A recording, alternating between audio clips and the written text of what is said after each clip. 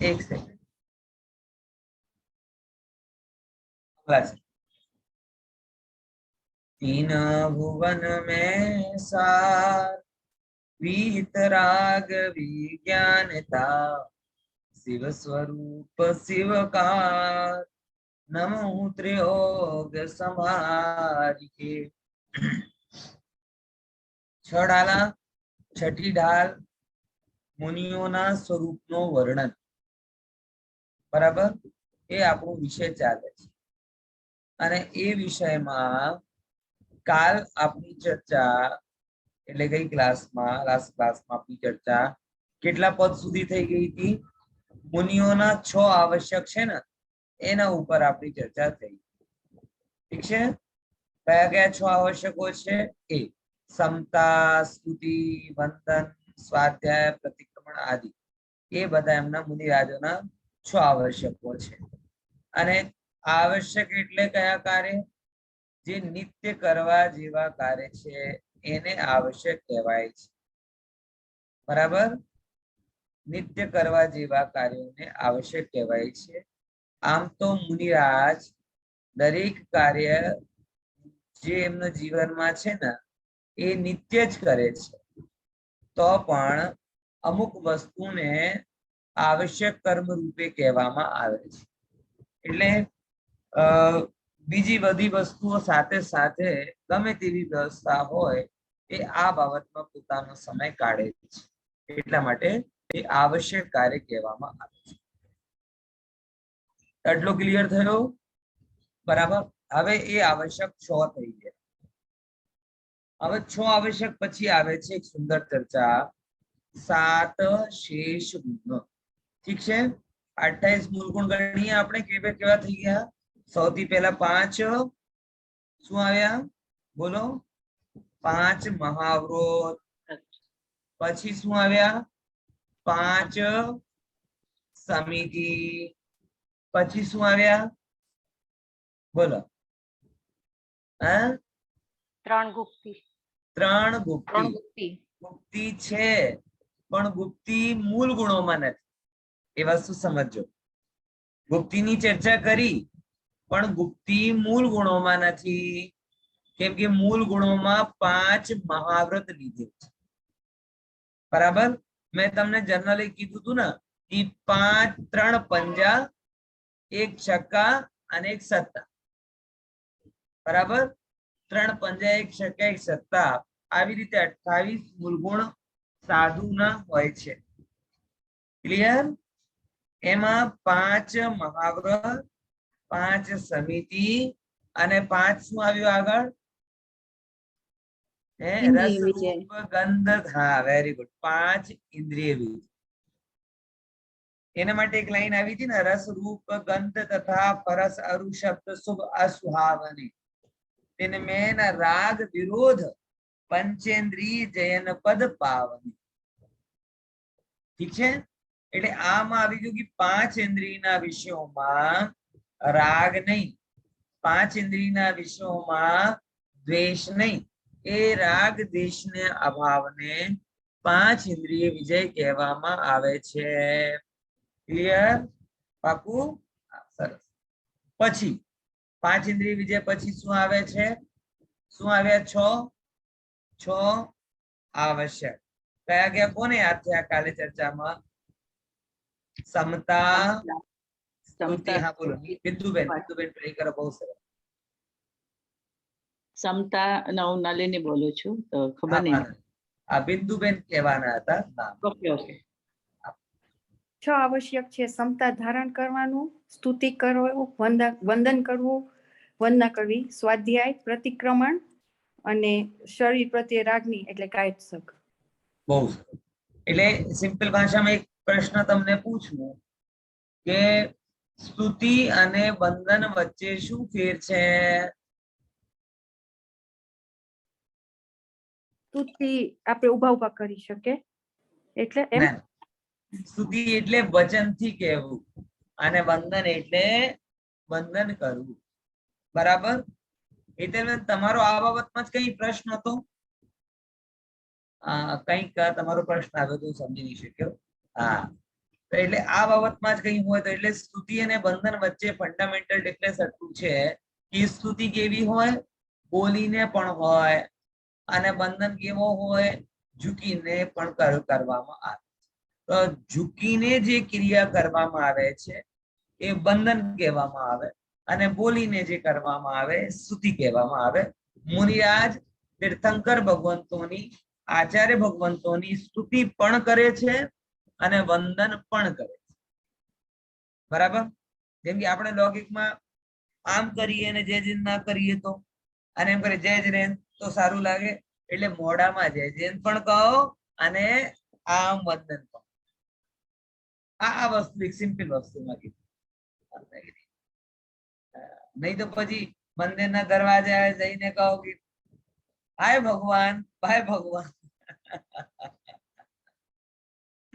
બરાબર? ખ્યાલમાં? પછી કે નામ તો લીધું ને, અરે નામ લીધું પણ ફિઝિકલ જે રીતે જે કરાય એ રીતે કરાય. એટલે મુનિરાજની બંને ક્રિયાઓ હોય છે, ક્ષમતા, સ્તુતિ, વંદન, અને ઘણું બધું છે. અત્યારે આપણે એમાં જતા.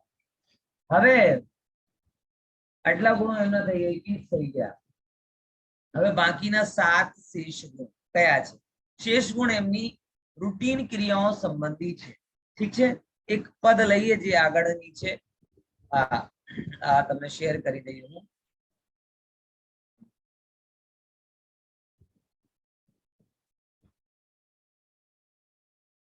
અહીંયા જિન કે નનો ને ના બોલો, જિન કે નનો હને ના દંત ધોવન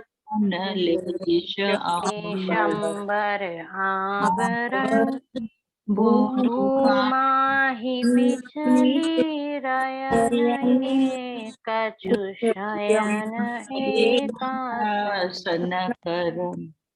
અમુક લોકો વંદન જ કરે છે, સ્તુતિ કરતા નથી, એટલે બોલતા નથી. ક્યાં? અહીંયા. પંડિતજીને જ બધું કામ કરવું પડે છે, બોલાવવાનું અને બધું કરવાનું. હે બધાને ગાવાનું. બરાબર ભાઈ? હા, એ બહાને તમે કેટલા સૌભાગ્યશાળી છો કે જે મૂળ છોડાલા લખી હતી દોલતરામજીએ, એ એટલીસ્ટ તમારા મોઢે તો આવે છે. આજે મોઢે આવી છે તે કાલે કંઠસ્થ થશે અને પરમ દિવસ અંતસ્થ થશે. આજે તમે શબ્દોને બોલી રહ્યા છો, કાલે ભાવને પકડશો. ભાવને પકડશો તો ભાવ જે આત્માને બતાવે છે એ આત્મા. એટલે અવસર મળે ત્યારે ચૂકવાનો નહીં. અમે તો આખો દિવસ આપણે ગીતો ગાતા જ રહીએ છીએ. એ તમે ગાઓ તો તમે સારું સારું પુણ્ય બંધાય, સારી બુદ્ધિ આવે, સદબુદ્ધિ આવે. બરાબર? હવે 7 કહે છે, 7 જે કહેવાય શેષ ગુણ. શેષ એટલે એક્સ્ટ્રા વાળા છે એમ નથી, અગત્યના છે, પણ એ વિશેષ ઇન ધ સેન્સ કે એમને જીવનથી સંબંધિત છે. બરાબર?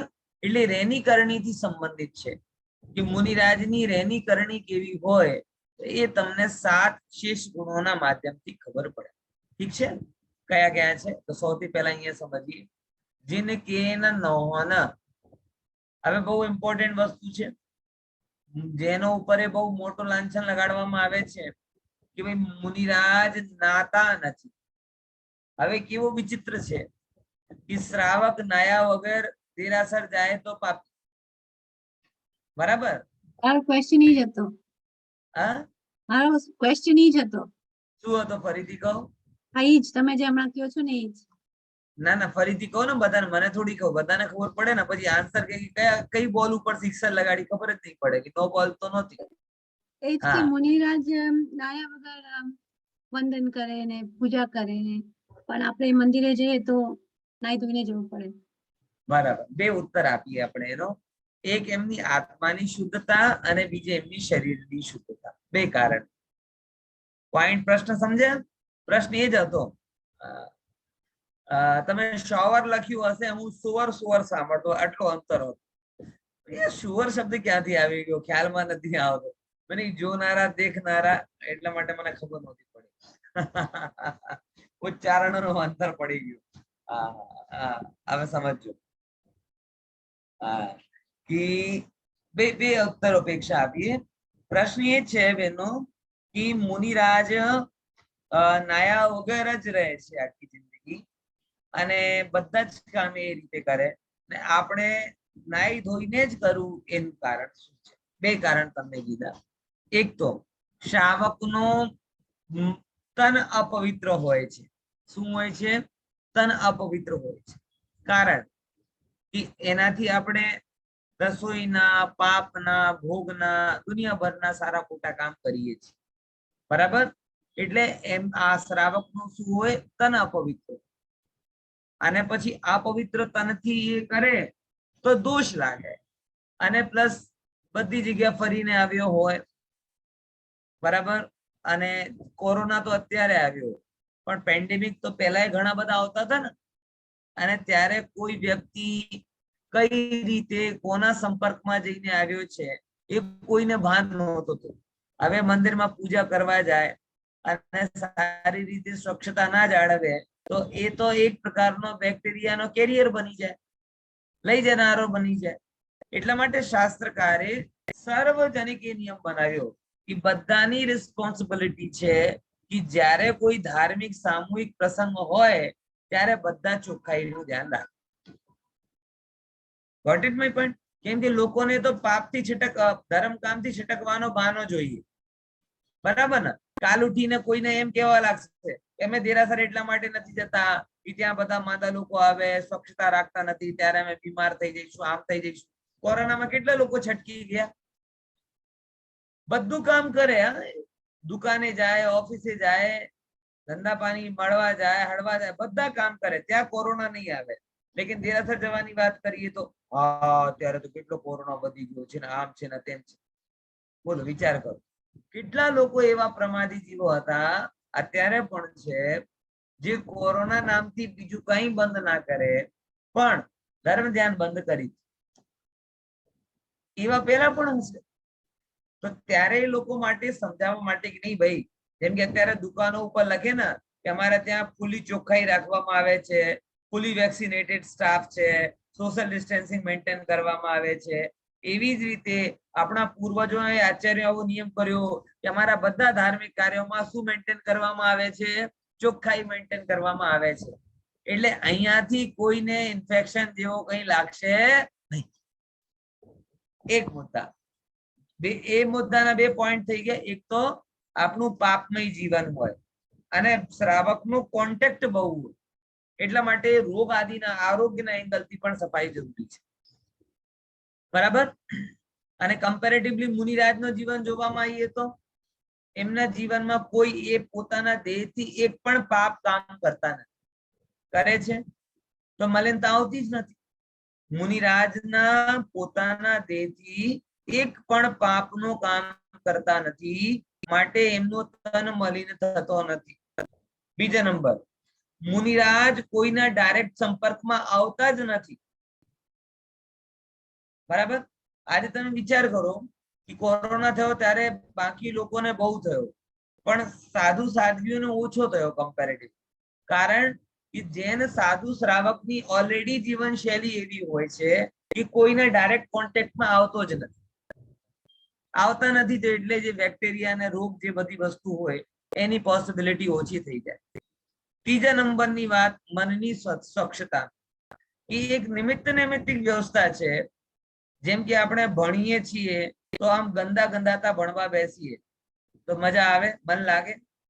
સિમ્પલ જ. તમે અત્યારે ક્લાસ ભણવા આવ્યા છો ને, આમ તમે મારી જેમ ઓફિસ થી દોડતા દોડતા આવ્યા હો અને ચહેરા પર સેવાથી રેપઝેપ થઈ રહ્યો હોય અને પછી કપડા એ ગંદા હતા, પસીનાથી તરબતર થઈ રહ્યા હોય, પછી તમે ભણવા બેસો, તમારો મન લાગશે?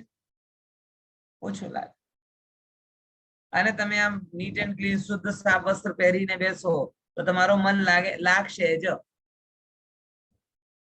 બરાબર? તો આપણો મન એટલો નમળો છે કે અસ્વચ્છતા અશુદ્ધતામાં વિચલિત થાય અને સ્વચ્છતા અને શુદ્ધતામાં સ્થિર થાય. એટલા માટે પણ આપણે શ્રાવક માટે બહારથી સ્વચ્છતા જાળવવાનો ઉપદેશ આપ્યો છે. અને પેરલર સાધુનો મન એટલો પ્રબળ છે કે શરીરમાં ગમે તેવી અસ્વચ્છતા હોય પણ એ પોતાની સાધનાથી ચૂકતા નથી. ખ્યાલમાં આવે છે? એટલા માટે ત્યાં એ બધી વસ્તુ કરવામાં આવે. ખબર પડી ને? તને હવે આટલું બધું એક્સપ્લેનેશન ના તો મોબાઈલ ઉપર આવે, ના વોટ્સઅપ ઉપર આવે, ના ઓડિયોમાં આવે. અત્યારે 10 મિનિટ થઈ ગયા, બતાવો. એટલે અમુક પ્રશ્નો જો તમે ક્લાસમાં કરો તો સારું, બધાનો બેનિફિટ થાય. ઓકે, તો મુનિરાજનો પહેલો નિયમ છે, એના સાથે આ પણ સિદ્ધ થઈ ગયો કે મુનિરાજ કેમ નાતા નથી. કેમ કે નાઈને, હવે આન્સર સાંભળી લો, નાવીને જે શ્રાવકને મળે છે એ ઓલરેડી મુનિરાજ પાસે છે. બરાબર? આ લગભગ એવી વાત છે કે જે અબજપતિ માણસ હોય અને એક લખપતિ માણસ હોય અને મકાન લેવું હોય તો લખપતિ હોય લોન લે અને અબજપતિ કે એમને લોન ની જરૂર નથી. તો અબજપતિ લોન નથી લેતો તો એમાં કોઈ લખપતિ એમ કહે કે અમે તો લઈએ છીએ, તમે કેમ લેતા નથી? ભાઈ અમારી પાસે છે માટે અમે લેતા નથી.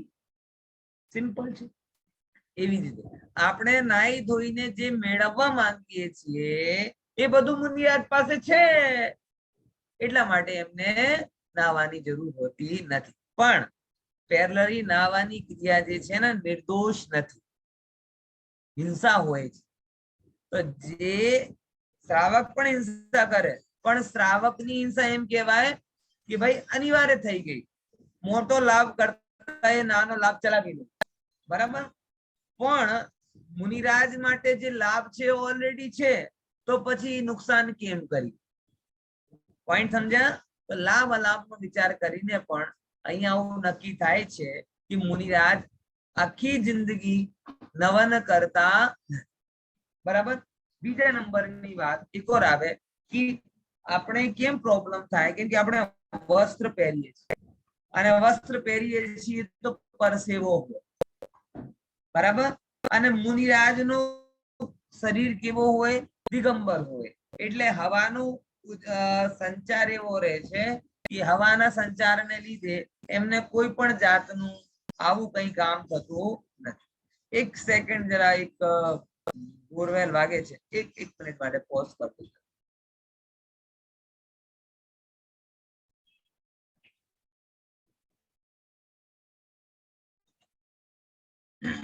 બરાબર? ક્લિયર થઈ ગયું?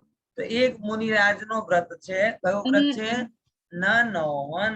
એટલે મને ખબર નથી આની પહેલાનું રેકોર્ડિંગ થયું કે નહીં.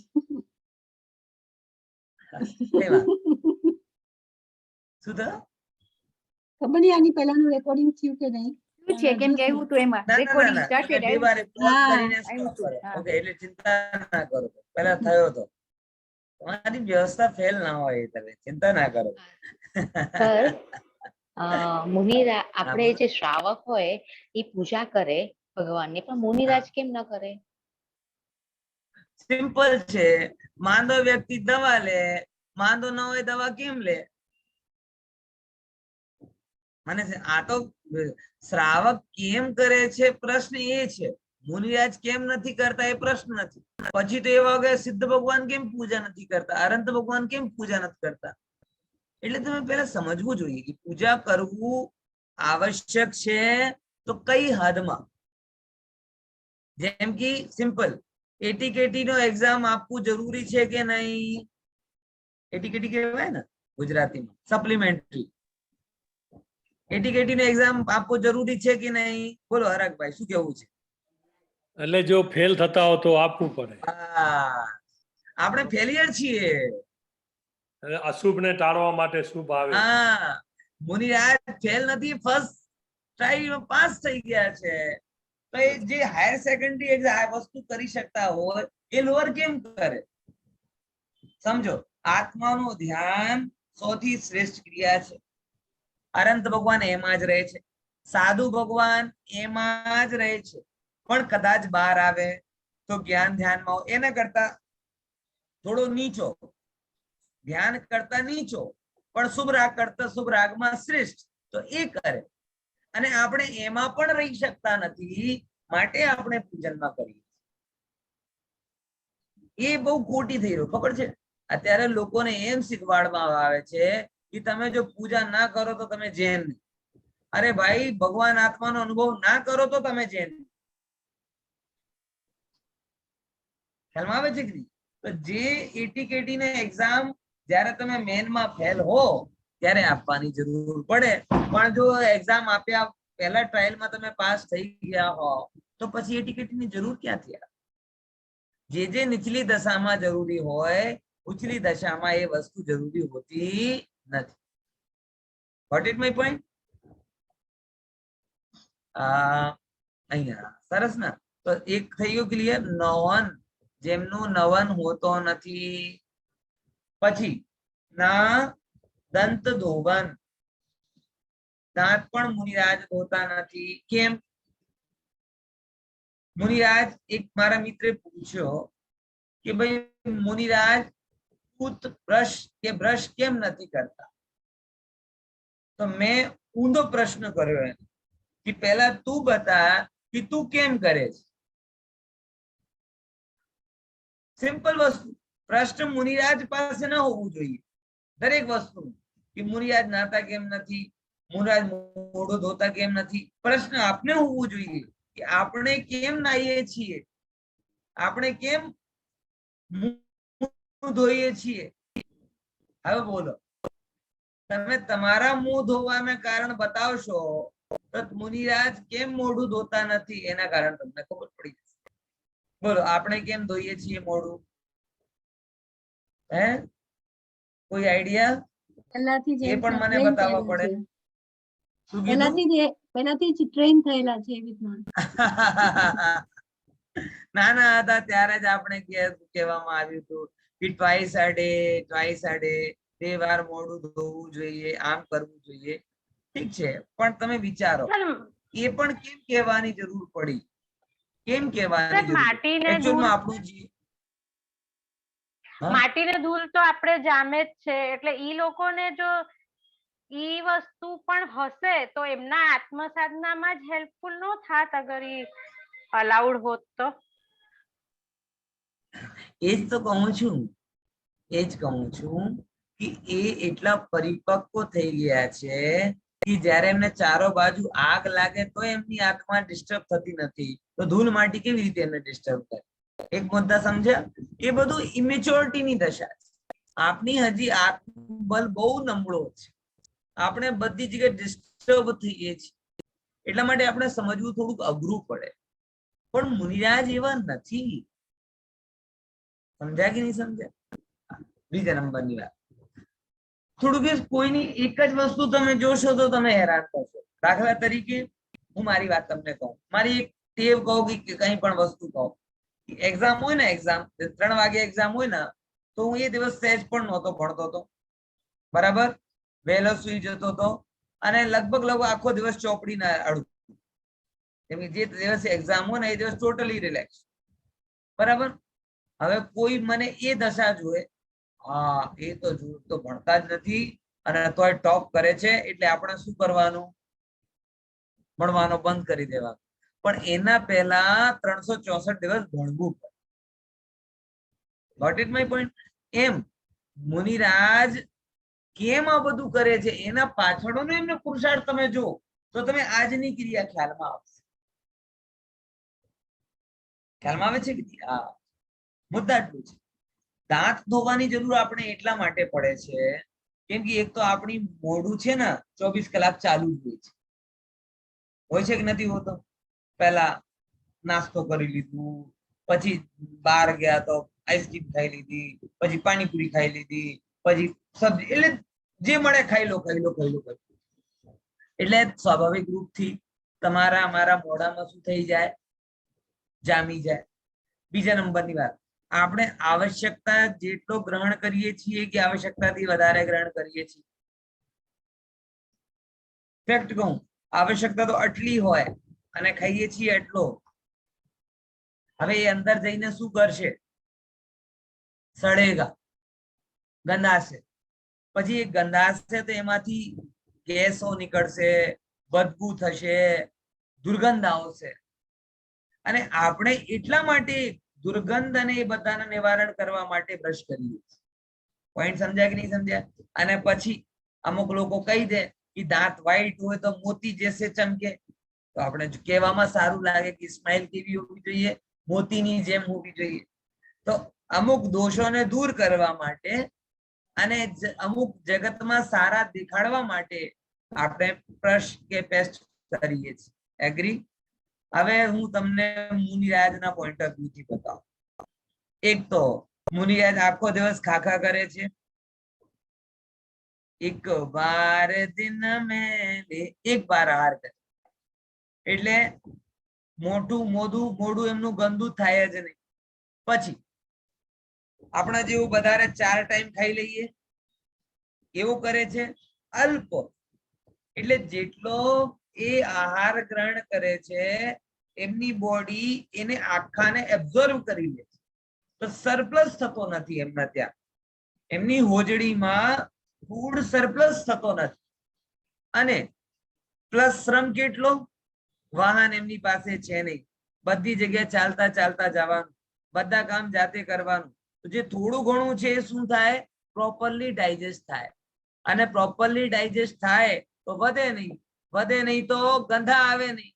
તો જે ગંધને નિવારણ કરવા માટે આપણે બ્રશ કરીએ છીએ, બરાબર, જર્મ્સ બેક્ટેરિયાને દૂર કરવા માટે, કે વારંવાર ખાઈએ છીએ ને દાંતોમાં લાગી જાય, પછી સડો કરે, તો એ તો એક જ વાર લે છે. એટલે એમનામાં, અને જ્યારે લે ત્યારે ઉંગલીથી દાંત સાફ કરી લે, ઉંગલીથી આમ ફેરે તો જે વધારાનો છે નીકળી જાય. તો પછી રહે નહીં, મોઢું ચોખ્ખું ને ચોખ્ખું, અંદરમાં વધારે છે નહીં તો ગંધાતો નથી, ચડાતો નથી. અને ત્રીજા નંબરની વાત આપણે કેમ બ્રશ કરીએ છીએ? અરે પેલા લાલ દંત મંજન નહોતો હોતો, अरे रामू तुम्हारे दांत तो मोती के जैसे चमक रहे हो. सर मैं रोज लाल दंत मंजन से ब्रश करता. તો આવું કઈ સારું દેખાડવાના તો એમનો અભિપ્રાય છે નહીં, એટલા માટે આવું દેખાડવા માટે નહીં કરતા. હવે તમે મને જણાવો કે એ 3 કારણો સિવાય તમે કયા કારણથી બ્રશ કરતો? બોલે 3 કારણ આજે ખબર પડી છે. પહેલું કારણ તો એ જ હતું જે તમે કીધું કે સવાર શરૂઆતથી જ કીધું છે કે બ્રશ કરો તો બ્રશ કરીએ છીએ. અત્યારે તો શું કહેવા ખબર છે, જે છોકરાઓના દાંત નથી કે માંડ 2 દાંત હોય ને, આમ આગળના 2 ને પાછળના, એ છોકરાઓ માટે પણ મમ્મી બ્રશ લઈને આવે, પછી કરાવે. લે બેટા તને બ્રશ કરાવી દઉં, મોઢું ખોલ, અને આખું ખાઈ જાય પછી. એટલે આ જે આપણું જીવન છે, તમે એમ વિચારો છો કે બહુ લોજિકલ છે. લોજિક થી વિચારશો તો તમને ખબર પડશે કે લોજિક નું તો કઈ સ્થાન જ નથી. જે ચાલે છે કાળદીય પ્રવાહ ચાલે છે. અને મુનિરાજ સાવધી ક્રિયાના ત્યાગી છે. મોઢું જેમ નાવાની ક્રિયા નિર્દોષ નથી, એમ મોઢું ધોવાની ક્રિયા પણ નિર્દોષ નથી. એટલે જે ક્રિયામાં કઈ લાભ ના દેખાતો હોય અને નુકસાન સ્પષ્ટ જણાતો હોય તો એ કેમ કરે? બરાબર સમજ્યા કે નહીં સમજ્યા? તો નાવા ધોવા વગર પણ ચાલે છે. આપણે એમ કહીએ બાકી કઈ નથી, પણ નાવા ધોવા તો જોઈએ ને, પણ નાવા ધોવા વગર પણ ચાલે છે. આવું કોણ શીખવાડે છે? ખરેખર આ તો બહુ શોર્ટમાં કહું છું. એ બધામાં એટલો ઊંડાણપૂર્વક એક્સપ્લેનેશન છે કે કલાકો નીકળી જાય. સમજ્યા? 2 પોઈન્ટ થઈ ગયા. તો જેને કે નહન ના દંત ધોવન લેશ અંબર આવરણ. બીજા નંબરનું એમનું શું છે? લેશ માત્ર પણ અંબર અને આવરણ. અંબર એટલે કપડા, આવરણ એટલે એનો આવરણ નથી હોતો. દિગંબર કહેવાય ને, અંબર એટલે શું કહેવાય? વસ્ત્ર. હવે પ્રશ્ન આવે ફરી એ પ્રશ્ન ઘણા લોકો કેવો કે મુનિરાજ દિગંબર કેમ રહે છે? હોય છે કે નથી હોતો પ્રશ્ન? સેમ પ્રશ્ન આ ન હોવું જોઈએ કે મુનિરાજ દિગંબર કેમ રહે છે. પ્રશ્ન આ હોવું જોઈએ કે આપણે કપડા કેમ પહેરીએ છીએ. પ્રશ્ન જ રોંગ છે. સમજ્યા? મને યાદ આવે, કદાચ તમે બધામાં પીકે પિક્ચર જોઈ હશે ને, પીકે. એને એક સીન દિગંબર દશાની મહિમા બહુ સિમ્પલી સમજાવી દીધી. જ્યારે અભિનેત્રી અભિનેતાને કહે છે કે તમારા ગ્રહ ઉપર બધા લોકો આવા જ હોય છે દિગંબરમાં, તો પછી એ ખરાબ નથી લાગતું? તો પછી એને બહુ સિમ્પલી અને બહુ લાઇટ વેમાં એક્સપ્લેન કર્યું. કોઈ મને જણાવશે શું કીધું તું પ્રતિક? આ તો યાર શાસ્ત્રની વાત. હે ત્યાં એમ કે છે ત્યાં સામે કાગડા હોય, બરાબર, અને પછી પેલો નાયક એની તરફ ઈશારો કરીને કહે કે એને ટાઈ પહેરાવીએ તો કેવો લાગશે?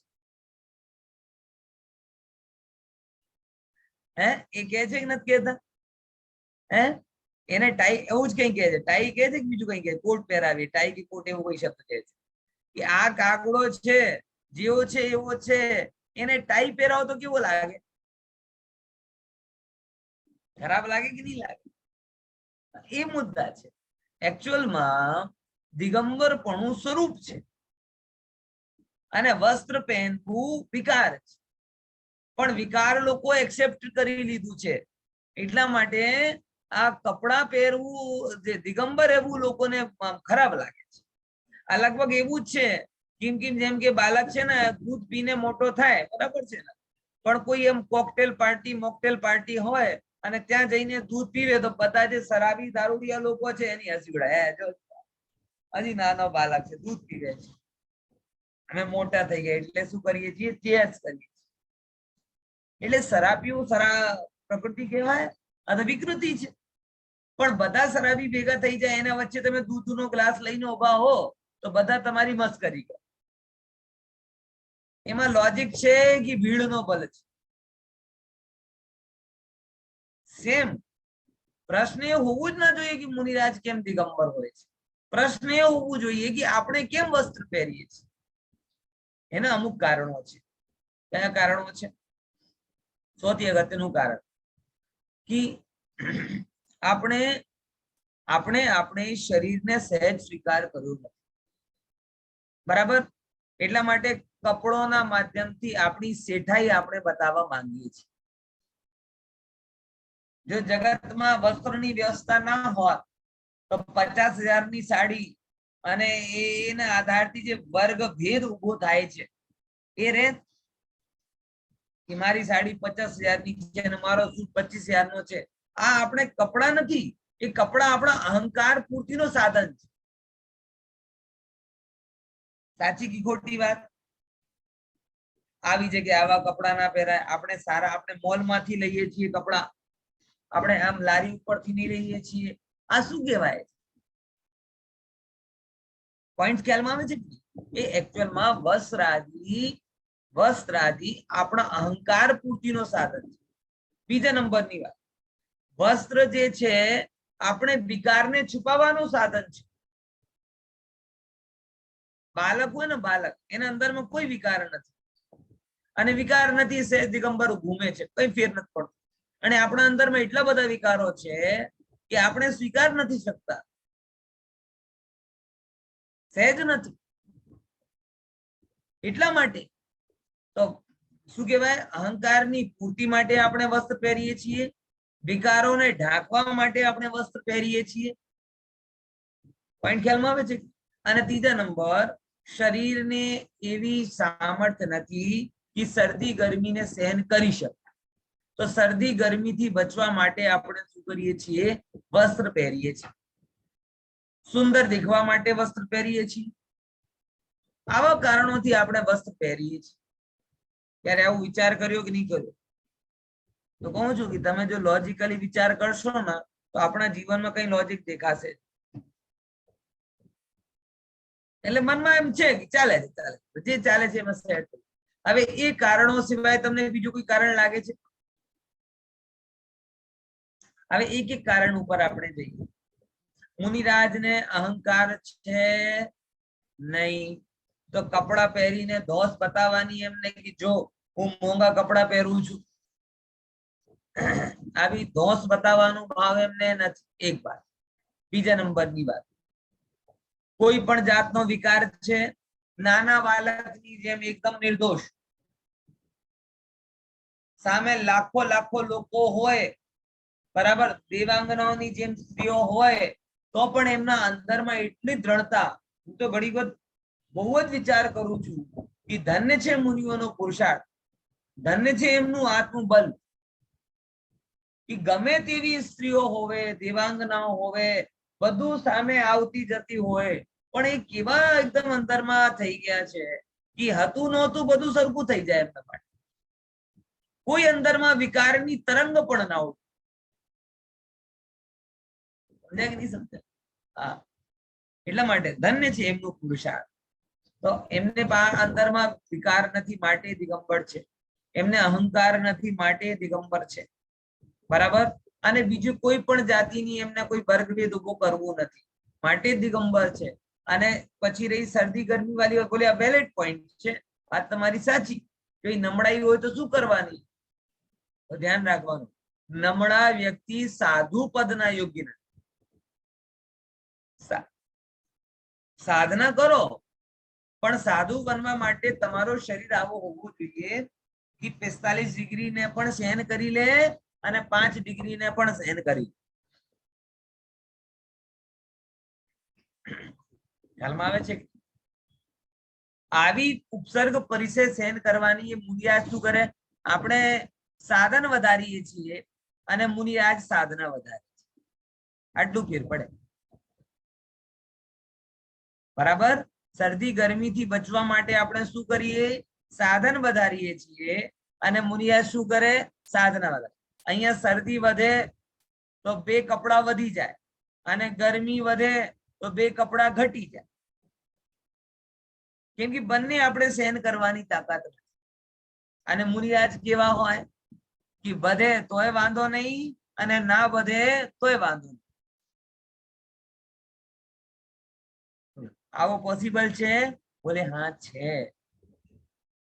આપણા આત્માના અંદર અનંત શક્તિ તો છે જ, શરીરના અંદર પણ ઓછી શક્તિ નથી, શરીરમાં પણ ઘણી શક્તિ પડે છે.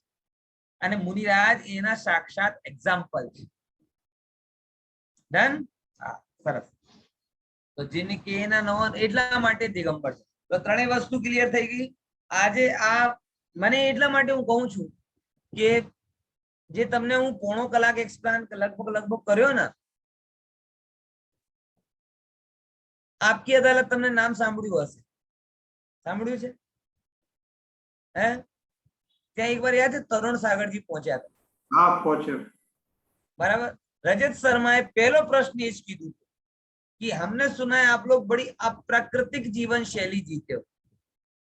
अप्राकृतिक शैली એટલે નાતા નથી, મોઢું ચોખ્ખા કરતા નથી, કપડા પહેરતા નથી.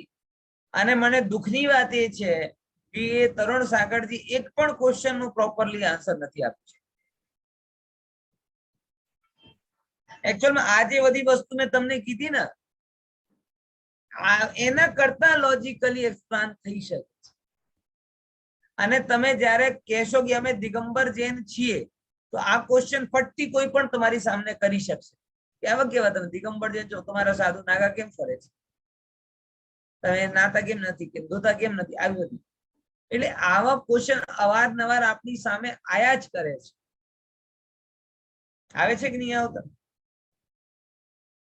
એટલા માટે આજે મેં એક્સપ્લેન કર્યો. તમને એમ લાગે કે ઘણું કર્યો, પણ મને હજી લાગે છે ઘણું ઓછું થયું. સમજ્યા? હા, એટલે આખું એવું વિજ્ઞાન છે એ બધી વસ્તુ. તો આ તમારા દિમાગમાં પહેલા સેટ કરો, પછી આગળની વાત કરો. ઓકે? તો ત્રણ શેષ ગુણ થઈ ગયા એમના. કયા કયા કયા કયા? પહેલા નંબરનું ના નોવન. આપણે બહુ ગજબ છીએ ને, શરદી में નોવન થઈ જઈએ અને ગરમીમાં ડબલ નવન થઈ જઈએ. સીઝન દેખી જોઈને આપણું નવન બદલાઈ જાય. શિયાળામાં હવે શું મુનિરાજે નાતા નથી તો આપણે શું નહીને કરવાના. મારો એક મિત્ર હંમેશા એમ જ કહેતો હતો, જયપુરમાં જયારે ભણતા હતા ને ત્યારે 5 વાગે નાવાની વાત આવે ને, એક વસ્તુ કે અરે યાર આપણા મુનિરાજ નાતા નથી, ખાલી ખોટા આપણે નવા માટે કહે છે.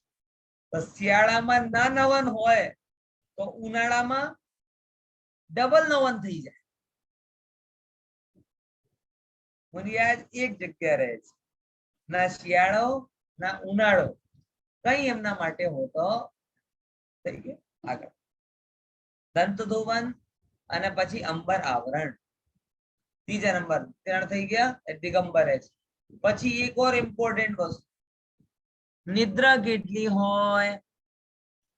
નિદ્રા કેટલી હોય તો કહે છે ભૂમાહી પિછલી રયન મેં કછુ શયન.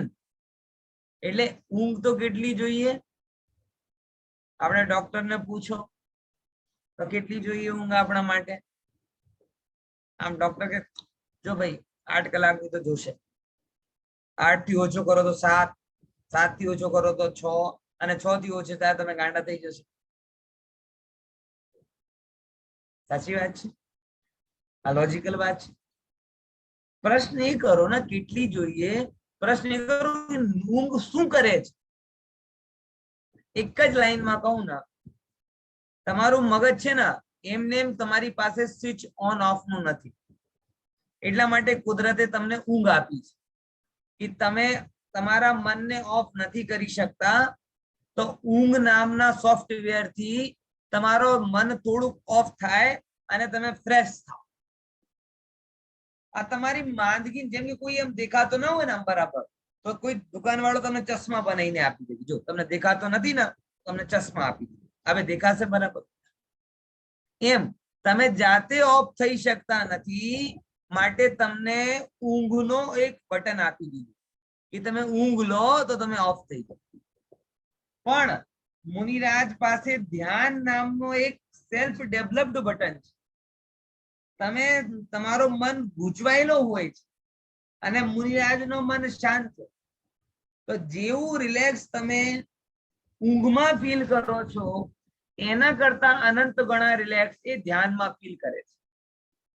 અને એમને મોટી રિલેક્સનેસ ત્યાંથી મળી જાય છે, માટે પછી એમની ઊંઘ આપોઆપ ઓછી થઈ જાય. ખબર પડી? એટલે ધ્યાન શું છે? કંટ્રોલ્ડ નિદ્રા. અને નિદ્રા શું છે? અનકંટ્રોલ્ડ ધ્યાન. શું કીધું હરકભાઈ? ધ્યાન શું છે? કંટ્રોલ નિદ્રા. કંટ્રોલ્ડ નિદ્રા. કે જેવું તમે નીંદમાં થાઓ છો પણ એ તમારા બસમાં નથી, બેહોશીમાં છે, જ્ઞાનમાં છે.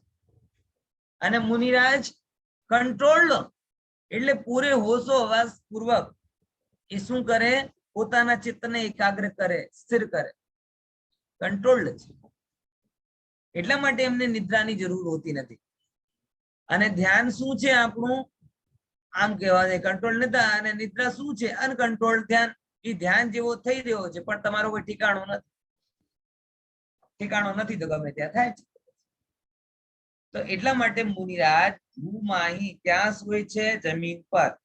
ક્યારે સુએ છે? પિછલી રયન એટલે અંતિમ રાત્રિ, એટલે 12 વાગ્યાથી લઈને 3 વાગ્યા, કેમ કે 3 વાગ્યાથી તો બ્રહ્મ મુહૂર્ત શરૂ થઈ જાય. એટલે 12 થી પહેલા સૂતા નથી અને 3 થી વધારે સૂતા નથી. અને 12 થી 3 માં 3 કલાક તો ઊંઘે ને? બોલે નહીં. 12 થી 3 માં પણ કછુ શયન, અંતર્મુહૂર્તની નિદ્રા માત્ર લે. કેટલી નિદ્રા લે? અંતર્મુહૂર્ત. એટલે અંતર્મુહૂર્ત વધારે. ગુરુદેવ તો એમ ફરમાવે છે કે 0.5 સેકન્ડની નિદ્રા. હવે એ આપણે તો મગજથી બહાર વસ્તુ છે. 0.5 સેકન્ડની નિદ્રા કેવી રીતે? પણ એ એમના માટે આવે. ભગવાન મહાવીરના જીવનમાં આવી જ બધી વાતો આવે. કછુ શયન, કઈક શયન કરે છે. ઠીક છે? તો મુનિરાજ કહાં શયન કરે છે? ભૂમાહી, જમીન પર. ક્યારે શયન કરે છે? પિછલી રયનમાં. કેટલું શયન કરે છે? કછું એટલે થોડું, અંતરનું. આટલામાં ચાલી જાય? હા, ચાલી જાય. કેમ? કેમ કે એમની પાસે રિલેક્સ થવા માટે ઊંઘ માત્ર નથી, ધ્યાન પણ છે. અને આપણી પાસે ધ્યાન નામની વસ્તુ તો છે જ નહીં. એટલે જે કંઈ પણ આપણે રિલેક્સ થઈએ એ બધું ઊંઘથી થઈએ. બરાબર? આપણે મેડ ઇન ચાઇના સોફ્ટવેર વાપરીએ છીએ, એ મેડ ઇન ઇન્ડિયા વાપરે છે. આટલો ફેર પડે.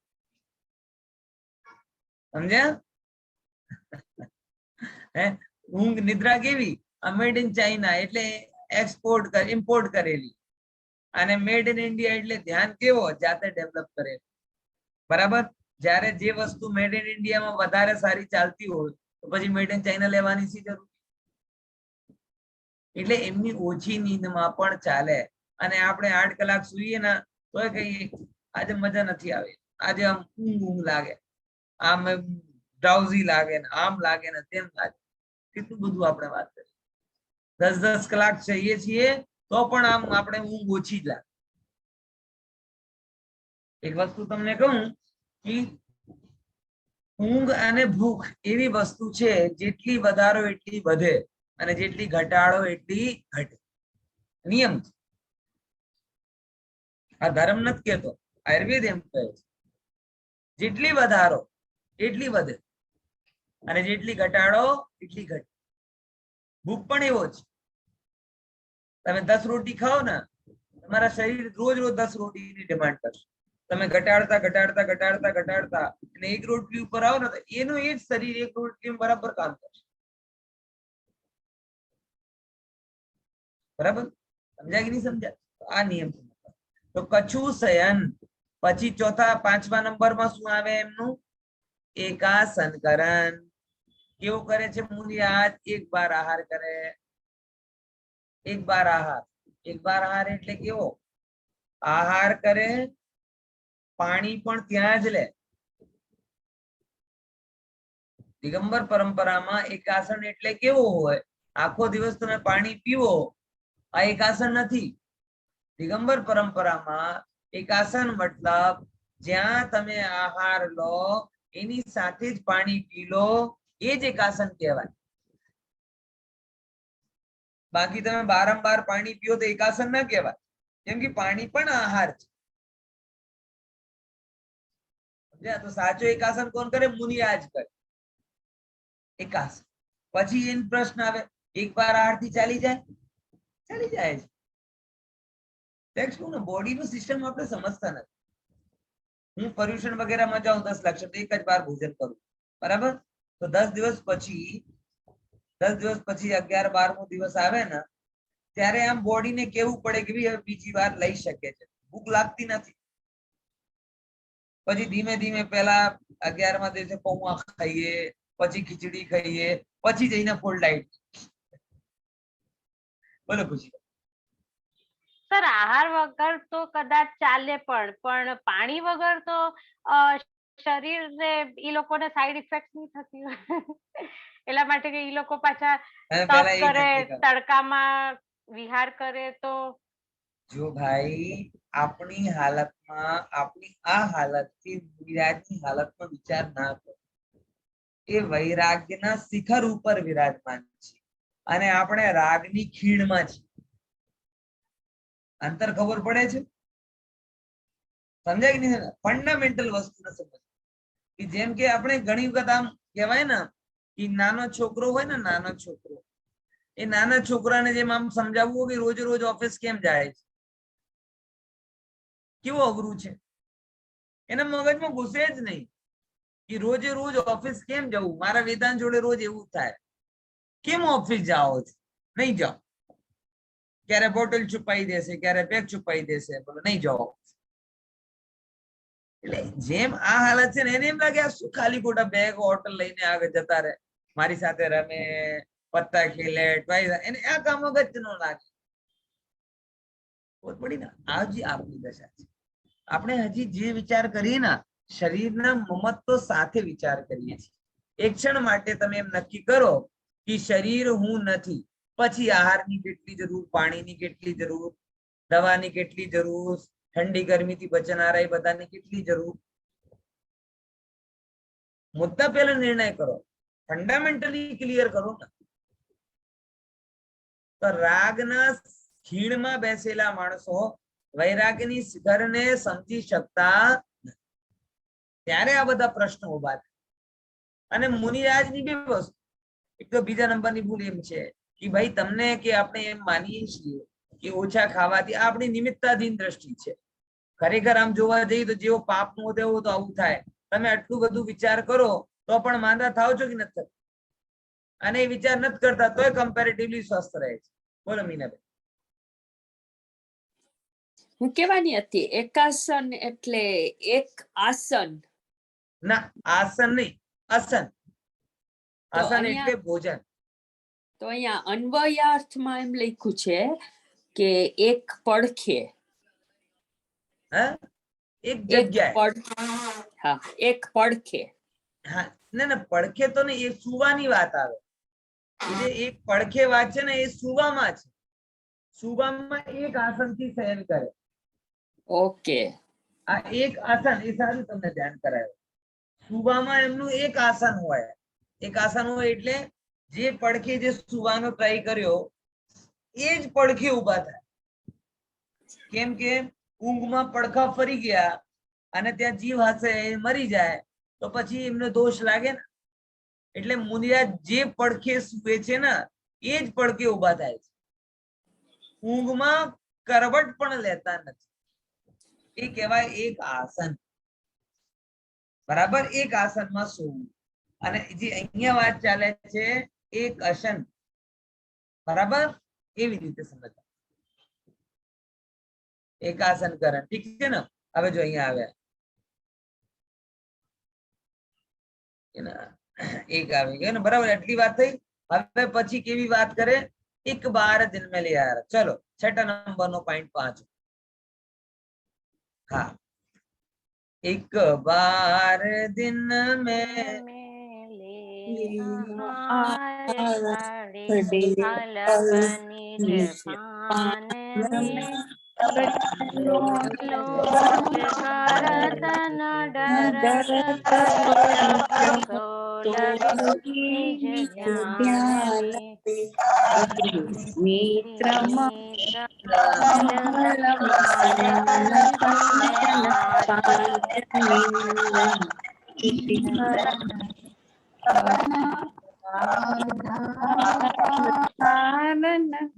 અસી પ્રહાર મેં સદા બહુ સારું. હવે કોક જગ્યા શું કહેવાય, હવે વાત આવે છે. તમારો પ્રશ્ન બહુ સારી વાત ઉપર ધ્યાન કર્યું. એક આસન ત્યાં એ નિદ્રાના અર્થમાં લીધું હતું. એક આસન કરીને એક પડકે આરામ કરે છે ત્યાં અર્થમાં. ઓકે, તો કેટલું વિશ્રામ કરે મુનિરાજ? એમ ક્યારે કરે, કેટલું કરે સમજો. ફરીથી એકવાર અમે જોઈ લઈએ કે ભૂમાહી પિછલી રયન મેં, જમીન ઉપર કરે. પિછલી રાત્રિ એટલે 12 થી 3 વચ્ચે કરે. કુછ એટલે થોડુંક કરે. અને કેવું કરે? એક આસન કરીને આરામ કરે. એટલે જે પડખે સુએ એ જ પડખે એ ઊભા થાય છે. સ્વપ્નમાં કે ઊંઘમાં કે નીંદમાં પણ પડખા ફેરવતા નથી. ઠીક છે, આ લાઈન. પછી હવે આહાર કેવી રીતે કરે એની વાત અહીંયા આવે છે. દેખો, એક બાર દિન મેં લે આહાર. મુનિરાજ કેટલો આહાર લે? દિવસમાં એક વાર લે. પછી કેવી રીતે લે? ખડે એટલે ઉભા ઉભા. હવે પ્રશ્ન પાછું આવે છે, ઉભા કેમ લે? હવે ગજબ છે ને. શ્રાવક ઉભો આહાર લે તો દોષ, અને મુનિરાજ બેસીને આહાર લે તો દોષ. પણ આપણે બીજા મૂળ ગુણો આવ્યા કે નહીં આવ્યા? એક મૂળ ગુણ જરૂર લઈ લીધો આપણે. કયો? બુફેમાં કયો મૂળ ગુણ પ્રગટ થાય આપણો અચાનક? બોલે જે દિવસ બુફેમાં જઈએ ને ત્યારે ઉભા આહાર કરવાનો સોફ્ટવેર ડાઉનલોડ કરીને જઈએ. અરે ભાઈ સમજો, આપણે ઊભા એટલા માટે રહીએ છીએ બુફેમાં કે બેસીને કોઈ વસ્તુ ખૂટ ના જાય. એવું ને, ફરતા ફરતા આમ જઈએ, આ કુઝીન ઉપર જઈએ, પહેલા સ્ટોલ ઉપર જઈએ, બીજા સ્ટોલ ઉપર. એટલે કોઈ પણ વસ્તુ પેટ કમ્પ્લીટ ભરી ગયો ને ત્યારે પછી કે આ જ્યુસ લીધું, બહાર નીકળીને હાય હાય હાય રહી ગયો જ્યુસ તો રહી ગયો. એવું લાગે છે ચક્રવર્તીનો ખજાનો છૂટી. આટલા ફર્યા તો પણ કોઈ એકાદ વસ્તુ છૂટી ગઈ, અને જયારે એ વસ્તુ છૂટી જાય તો એનું દુઃખ થાય. બરાબર? એટલા માટે આપણે ઉભો ઉભા આહાર કરીએ બુફેમાં, એ દોષ. પણ મુનિરાજ કેમ ઉભો ઉભા આહાર કરે? આપણે કોઈની સાથે વાતો કરી ને વાતો, અને દરવાજે ઉતાવળ હોય, અને ઉતાવળ હોય દરવાજામાં તમે ઉભા રહો, ત્યારે તમે અંદર આવો ને, અંદર ના બસ 5 મિનિટ ઉભા ઉભા વાત કરી એમ, અને 5 મિનિટ કે તો ઉભા ઉભા 15-20 મિનિટ તો થઈ જ જાય. એકવાર આવું થયું, ઘરે આમ બેન મળવા આવ્યા, બસ એ અંદર ના આવે, સાક્ષી અંદર ના આવે, એ બહાર રહે. બસ 5 મિનિટ કરતા કરતા અડધો કલાક થઈ ગયો. મેં બંનેને ચેર લઈ જાય બહાર બેસીને જ કરું, અડધો કલાક થઈ. હે એટલે આપણે ઉભા ઉભા કરીએ ત્યારે ઉતાવળ. તો મુનિરાજ ને શેની ઉતાવળ હોય? બોલે મુનિરાજોને પણ ઉતાવળ હોય. આ ગ્રસ્તના સાથ છોડવાની ઉતાવળ. આપણે ગ્રસ્તોના સાથ કરવાની ઉતાવળ હોય, અને મુનિરાજને શેની ઉતાવળ હોય? ગ્રસ્તોના સાથ છોડવાની. એટલા માટે આહાર કરે પણ બેસી નથી જતા, ફટાફટ આવે, ફટાફટ લે અને ફટાફટ જતા. કેમ કે આ ગ્રસ્ત જોડે વધારે રહેશે તો ગ્રસ્ત થોડી વાર પછી પોતાના રંગમાં આવી જ જાય, અને રંગમાં આવી જાય પછી શું થાય કે સાહેબ તમે કયા ગામના? પેલા ગામના મારી કોઈ રહેતા હતા, કોઈને બાજુમાં બરગદનો બગીચો છે કે નહીં, આમ છે કે તેમ છે, પછી મારો છોકરો, દુનિયાભરની વાત. હે એટલે મુનિરાજ ને એ બધી વાતો ગમતી નથી. એટલે ઉભા ઉભા આહાર લે અને લઈને તરત જ ગયા. એક બાર દિન में ले आहार, बराबर? खड़े अलग ઉપર પછી કેવો રે? આમ ધરાઈને ખાય ના. શાસ્ત્રોમાં પ્રમાણ છે 32 ગ્રાસ પ્રમાણ. કેટલા? 32 કોડીય પ્રમાણે જ આહાર લેવા. પોતાનું શરીરનો હોજડી, એ હોજડીનો એક ભાગ જ અન્નથી ભરવાનું, 2 ભાગ જલથી ભરવાના, અને 1 ભાગ ખાલી રાખવા. એ સાહેબ અહીં તો એકાસન કરીએ ને ત્યારે તો શું મજા કરીએ. 3 का 1, 3 का 1, 3 का 1 એકાસન નથી કરતા. 3 का 1 એટલે સમજી ગયા ને? એટલે નવકારશી સવારનો ભોજન અને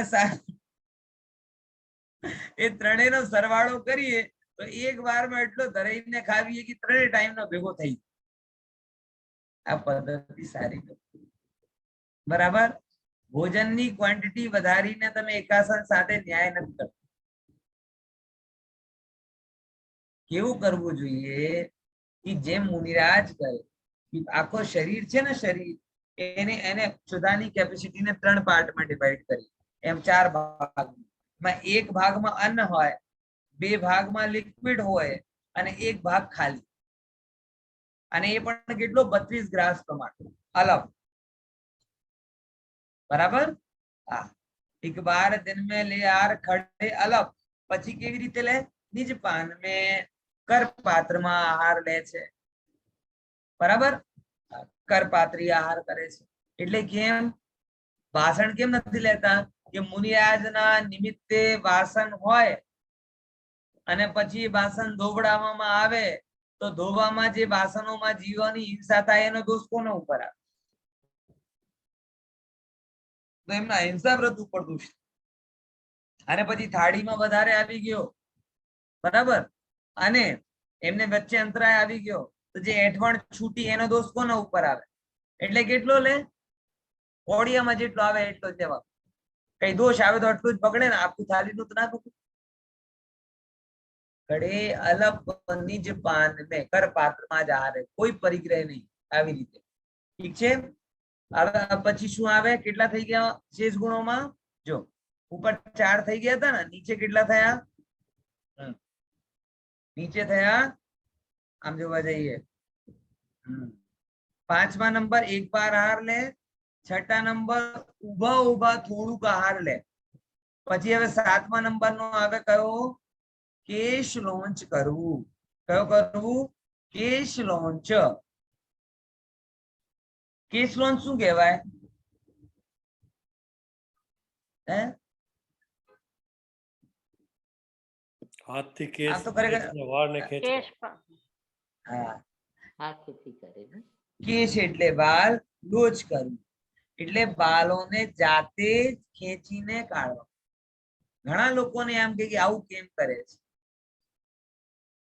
અમુક કારણો છે. પહેલા નંબરના કારણ, મુનિરાજ અસ્ત્રા કે છરા રાખે ક્યાં? નહીં રાખી શકે. દિગંબર શું પાસમાં રાખશે? પછી કોઈથી માંગી તો પરાધીનતા થાય, માંગવા જઈએ તો શું થાય? પરાધીનતા થાય. ત્રીજા નંબર, જીવાદીનો ઘાત થાય. જુવું હોય કઈ વસ્તુ મૂલ્યા જેવું તો છે ને રોજ રોજ નાય, અને તો પછી એમના બાલોમાં કઈક જુવું પણ થઈ શકે છે, અને તમે અસ્ત્રા ચડાવો કે કઈ ચડાવો તો પછી એ જીવનો ઘાત થાય કે ના થાય? બરાબર. એટલા માટે બાલોને જડથી ખતમ કરે, લોચ કરે. શરીર પ્રત્યે વૈરાગ્ય હોવાને લીધે એમને એ ક્રિયા પણ દુઃખદાયી લાગતી નથી. ખરેખર હું તો વિચાર કરું છું કે જયારે આમ આપણે અહીંયાના તો તોય ચાલે, અહીંયાના વાલ ખેંચવાની વાત આવે તો અહીંયાના વાલ કેટલી કોમલ હોય એ બધી, પણ શરીર ખબર નથી કેવી એમનો દશા થઈ ગઈ છે મુનિરાજને કે પરમ વૈરાગ્ય મૂર્તિ કે આવા કષ્ટ પણ સહન કરે તો પણ એમનું વૈરાગ્ય ચલાયમાન થતું. અને એક તો વસ્તુ કેશલોચમાં તકલીફ તો થતી જ હશે, પણ કે આ અમે ખોટું કર્યું એટલા માટે એ દિવસ ઉપવાસ પણ કરે. પ્રાયશ્ચિત રૂપે. આપણે તો આજે બહુ મહેનત થઈ ગઈ ભાઈ, આજે તો ડબલ આરામ કરવાનો નહીં, ઉપવાસ કરે. ભાઈ આ તો અમને મહાન પાપ કરવાનું હતું અને નાના પાપ, બે માંથી કોઈ ચોઈસ હતી તો ઓછો પાપ કર્યો, મોટા પાપ થી બચ્યા પણ પાપ તો કર્યો ને, એટલા માટે પ્રાયશ્ચિત રૂપે ઉપવાસ કરે. હે શું સમજો છો? ખ્યાલ આવે છે?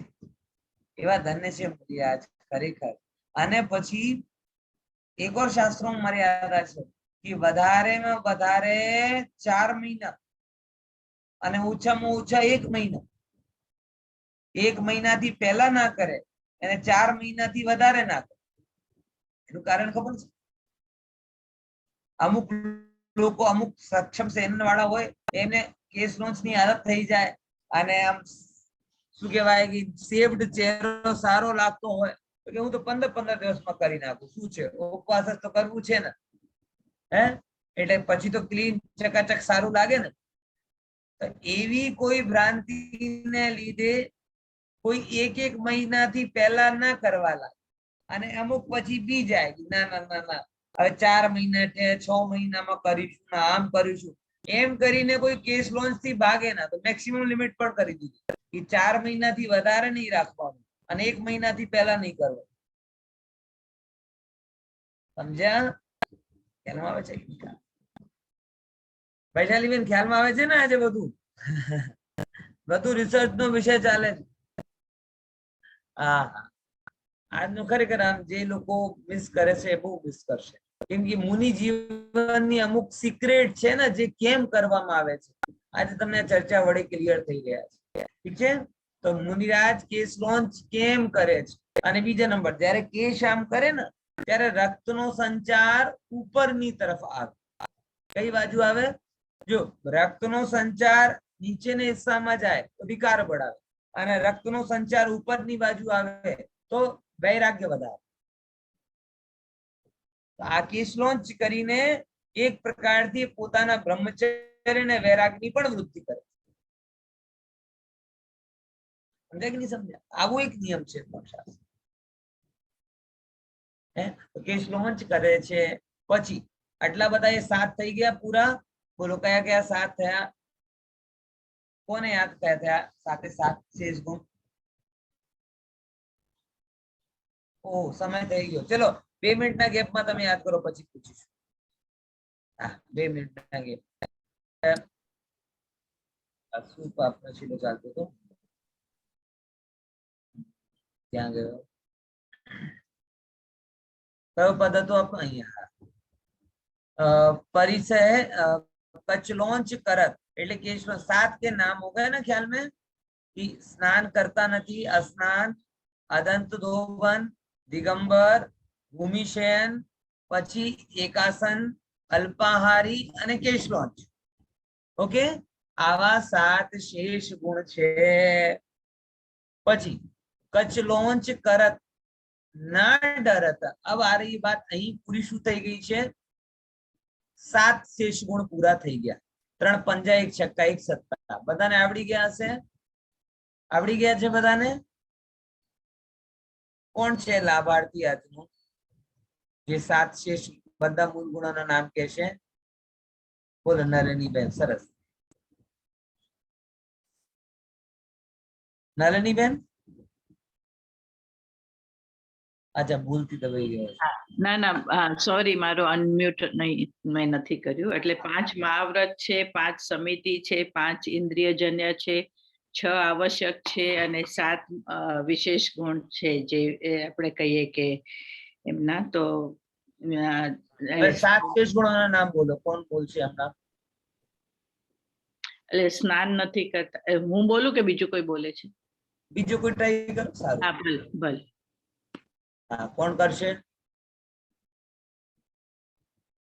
હરકભાઈ બોલે છે. હા, બોલો હરકભાઈ. એટલે અસ્નાનતા, અદંત ધોવન, દિગંબર અવસ્થા, રાત્રિ એકાસને શયન અને પછી એક બાર આહાર, એક બાર આહાર, ઉભા ઉભા આહાર અને એક કેશલોંચ. બારમાં આવી. અલ્પા. હા, અને અલ્પાહાર હા, અને સરસ. કેશલોંચ. આવી રીતે એ 7 શેષ ગુણની વાત. હવે પરિચયનો, મુનિરાજના જીવનનો બીજો પોર્શન. પરિચયની મૂળ ગુણની વાત થઈ ગઈ, ગુપ્તીની વાત થઈ ગઈ. હવે પરિચય. કચલોંચ કરત ના ડરત પરિચય સો. એટલે ક્ષુધા તૃષા આદિથી ડરતા નથી. આપણે એમ લાગે કે ભૂખ લાગશે તો શું થશે, પ્યાસ લાગશે તો શું થશે, મુનિરાજ કે થશે થશે, એમાં શું વિચાર કરવાનો. એટલે એનાથી બીતા નથી. લગે નિજ ધ્યાન મેં, અને પોતાના ધ્યાનમાં જ હોય છે. પછી શું કરે? હરિમિત્ર મહેલ. એ બહુ મુનિરાજની ક્ષમતાની વાત આવે છે કે મુનિરાજની ક્ષમતા કેવી હોય. તો હરિ એટલે શત્રુ, મિત્ર એટલે ફ્રેન્ડ. તો શત્રુ અને મિત્રમાં સમભાવ. એક બાજુ શત્રુ હોય અને બીજી બાજુ ફ્રેન્ડ હોય, બંનેમાં કેવો ભાવ હોય? એમનો સમભાવ. પછી મહેલ મશાન. મહેલ એટલે એક પેલેસ હોય બઢિયા મસ્ત, અને મશાન એટલે ક્રિમિટોરિયમ, સ્મશાન હોય એવો. તો બંનેમાં સમભાવ. એક બાજુ કંચન એટલે સોનો પડ્યો હોય અને બીજી બાજુ કાચ એટલે કાચના પડ્યા હોય, તો પણ સમભાવ. પછી એક તરફ લોકો નિંદા કરતા હોય અને બીજી બાજુ એમની પ્રશંસા કરતા હોય, તો સમભાવ. 4 જોડકા કીધા. હરિ મિત્ર, महल मशान, कंचन कांच और निंदा और स्तुतिकरण. અને પાંચમું જોડકું કે અર્ઘાવતારણ. અમુક લોકો તમારી પૂજા કરતા હોય. અને બીજું કીધું અસી પ્રહારણ, એટલે તલવારથી તમને ઘા કરતા હોય. કેવી વિરુદ્ધ દશા. મેં સદા સમતા ધર. બધી અવસ્થાઓમાં મુનિરાજ શું ધારણ કરે? માત્ર ને માત્ર ક્ષમતાનો જ ધારણ કરે છે. અસમતા રૂપે પરિણમતા નથી. ખ્યાલમાં આવે? સમજ્યા કે નહીં સમજ્યા? હવે તમે એ બધી વસ્તુમાં તમે થોડુંક વિચાર કરીને જો, શું આપણી એ કેટેગરીનો ની તુલના તો થઈ શકતી નથી. હજારમો, લાખમો, કરોડમો અંશ પણ આપણા અંદરમાં પ્રગટ થાય છે. આ વિચાર કરજો. આ છઠ્ઠી ડાળ છે ભાઈ. હે કેવી એમની અંદરમાં સમતાનો ભાવ હોય કે મહેલ મશાન. આપણે તો સહેજ થોડું ઘર, કોઈક નો આમ દેખાય, કોઈક નો તેમ દેખાય, અરે બતાવો એનો ઘર સારો નથી. કોઈ પ્રશંસાના બે શબ્દ બોલી દે આપણે પરમ મિત્ર થઈ જાય, અને કોઈ નિંદા કરે આપણો પરમ શત્રુ થઈ જાય. બોલો વિચાર કરો. અહીંયા કે એક બાજુથી કોઈ તમારા તલવારનો ઘા કરે અને બીજી બાજુ ચંદનનો લેપ કરે, બંને પ્રત્યે સમભાવ. વિચાર કરો, આવો સ્વરૂપ છે ભાઈ. આખો જગત આમ કે શું કહેવાય, ક્રાઇસ્ટની ક્ષમાની વાત આવે ને તો બાર બાર એ બધું વસ્તુ બહુ હાઇલાઇટ કરે છે લોકો, કે ભાઈ જયારે એમને ક્રોસ ઉપર ટંગાડ્યો હતો ત્યારે એમ કે કીધું તું ક્રાઇસ્ટે કે એ પરમેશ્વર ઇनको માફ કરના, એમને ખબર નથી એ શું કરે છે. પણ તમે જૈન શાસ્ત્રોમાં ક્ષમાના દ્રષ્ટાંત જો તો તમને ખબર પડે કે સાપ નાખે તો એના પ્રત્યે સમભાવ, આરીથી ટુકડા કરી દે તો સમભાવ, ગાનીમાં પેલી નાખે તો સમભાવ. એટલે જૈન શાસ્ત્ર તો ક્ષમાના દ્રષ્ટાંતો અને સમતાના દ્રષ્ટાંતથી ભરપૂરો છે. એટલે આવું સક્ષમ અને સમર્થ છે. પણ આપણી પાસે આપણે આદર્શ નથી ને, એટલા માટે આપણે બીજાનો આદર્શ પકડી લઈએ છીએ. ખબર નહીં હોતી ને કે સાધુપણું કોને કહેવાય. અહીંયા તો એક જ વસ્તુ આવે કે કપડા ખોલી દો, દિગંબર થઈને ફરો એટલે સાધુ પણ આવી ગયો. આવી ક્ષમતા આવે? એક ઘરથી કોઈ વ્યક્તિ આમ તમને અપશબ્દ બોલે અને બીજો તમને પડગાન કરે તો અપશબ્દ બોલનારો તો એને શ્રાપ આપવું, એને વિનય નથી ને આમ નથી ને તેમ નથી, આમ કરી કરીને શું કરે, એનો આખો ખબર નથી શું બસ. અને બીજી બાજુ આ તો મારો હિતેક્ષુક છે ને આમ છે ને તેમ છે. એટલે આ વસ્તુ બહુ ગંભીર છે. સાચા સાધુઓના વાત સાંભળીને આપણા અંતરનું શૌર્ય પણ જાગે છે. જાગે છે કે નથી જાગ્યા? અરે જાગ્યા કે નહીં? પંડિતજી તમને ખબર પડી ગઈ હું સૂતો તો? જો જે જોઈ રહ્યા છે અમુક ના વિડીયો બંધ છે, અમુક ખુલ્યા છે, ખબર નથી કેટલા સાંભળી રહ્યા છે કેટલા નથી સાંભળી રહ્યા. પણ ખરેખર ભાઈ આ બહુ અગત્યની વસ્તુ છે, બહુ શાનદાર વસ્તુ છે કે આ આપણા અંદરના પ્રમાદને આમ ખલાસ કરી નાખે. આવો મુનિરાજનો શૌર્ય છે. જ્યારે પણ તમારા અંદરમાં કોઈ પ્રમાદ આવે ને, તમે આવો ભેદમાં પડો. આ મારો મિત્ર માટે કંઈ પણ કરી દઉં અને શત્રુ માટે ઊંધો કરી દઉં. સમભાવ રાખો. મહેલ મશાન સમભાવ રાખો. કંચન કાચ સમભાવ રાખો. આવી રીતે વિચાર કરવા. મેં સદા અને એક ટાઈમ નહીં, એમની ક્ષમતા કેવી હોય, ચિરસ્થાયી હોય. એટલે કોઈ સિચ્યુએશનમાં પ્રગટ થનારી ક્ષમતા નથી હોતી, ऑल कंडीशन क्षमता હોય છે. ખ્યાલમાં આવે? चलो, हरि मित्र महल मसान कांचन का इसका अर्थ करो, कौन करશે? आज बहुत देर हो गई मुझे मैंने बोलता कौन अर्थ करશે એનો? चलो હે चलो बिंदु બેને એડ્રેસ કર્યો છે, બહુ સરસ, કરો.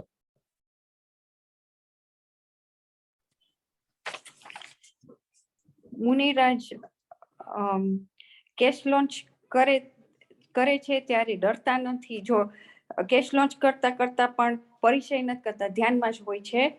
પછી મિત્ર કે શત્રુ હોય એના પ્રત્યે રાગ દ્વેષ નથી કરતા. સોનું કે શમશાન હોય કે મેલ હોય એના પ્રત્યે રાગ દ્વેષ નથી કરતા. કંચન ને કામિની એટલે સોનું હોય કે કાચ હોય એના પ્રત્યે રાગ દ્વેષ નથી કરતા. પછી કોઈ એમનું વખાણ કરે તો ઓલું માન નથી આવતું ને રાગ પણ નથી આવતું, દ્વેષ નથી આવતું. બધામાં સમતા ધારણ કરે છે. અર્ઘાવતારણ એટલે કોઈ એમને તલવારથી મારે કે કોઈ ઉપસક કરે તો પણ સમતા જ ધારણ કરે છે. અર્ઘ કરે, પૂજ્ય કરે. અસી પ્રહાર અને એટલે તલવારથી ઘા કરે. ઓકે, આગળનું પદ લો.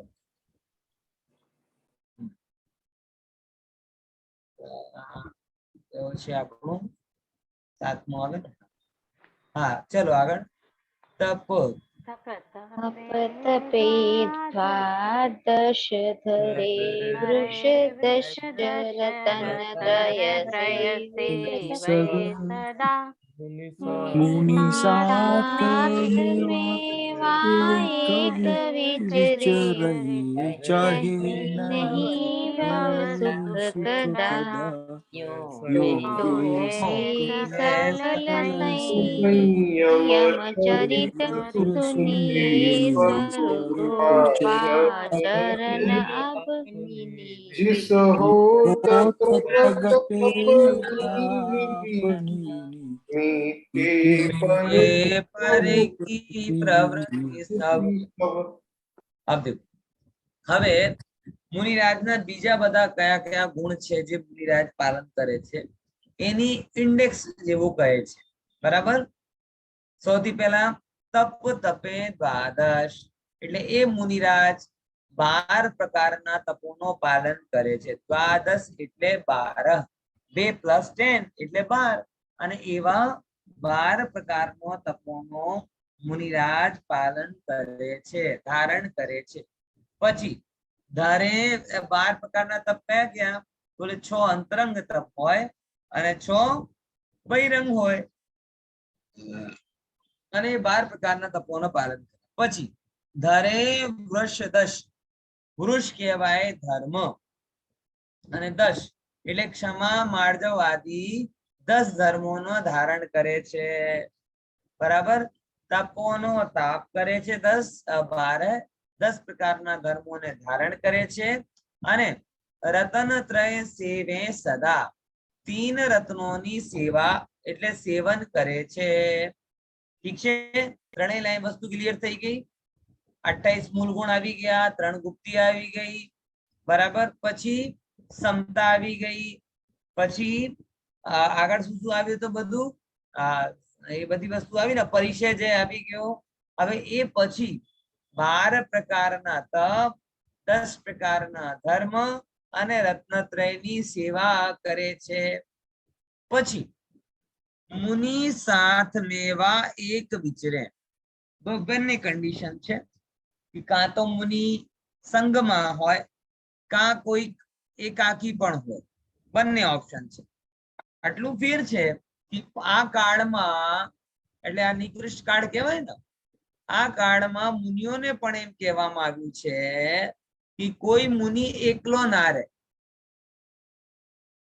એટલે બધાને ફરજિયાત સંગમાં રહેવું છે. કારણ સમય ખરાબ છે, એકલા સાધુ હોય તો વિકાર પણ થઈ શકે, સાધના પણ સારી ના હોય, પતન પણ થઈ જાય. એટલા માટે ફરજિયાત શું છે અત્યારે કે બધા કમ્પલસરી સંગમાં રહે. એટલે એકાકી સાધુ હોતા હતા એ ચોથા કાલની વાત હતી, પણ પંચમ કાલમાં શાસ્ત્રોની આજ્ઞા છે કે બધાને ફરજિયાત સંગમાં જ રહેવું જોઈએ. ઠીક છે, મુનિ સાથ में वह एक विचरे. પછી ચાહે નહીં ભવ સુખ કદા, કોઈ પણ રીતે રહે, એ સંસારના સુખોની કામના કરતા નથી. આટલું ત્યાં વિશેષ આવ્યું, બરાબર. પછી હવે આ બધું કેવું આવ્યો? યો હે સકલ સંયમ ચરિત, એટલે આ બધું મેં વ્યવહારથી સકલ સંયમનું વર્ણન કર્યું. ભરતરામજી એમ કહે છે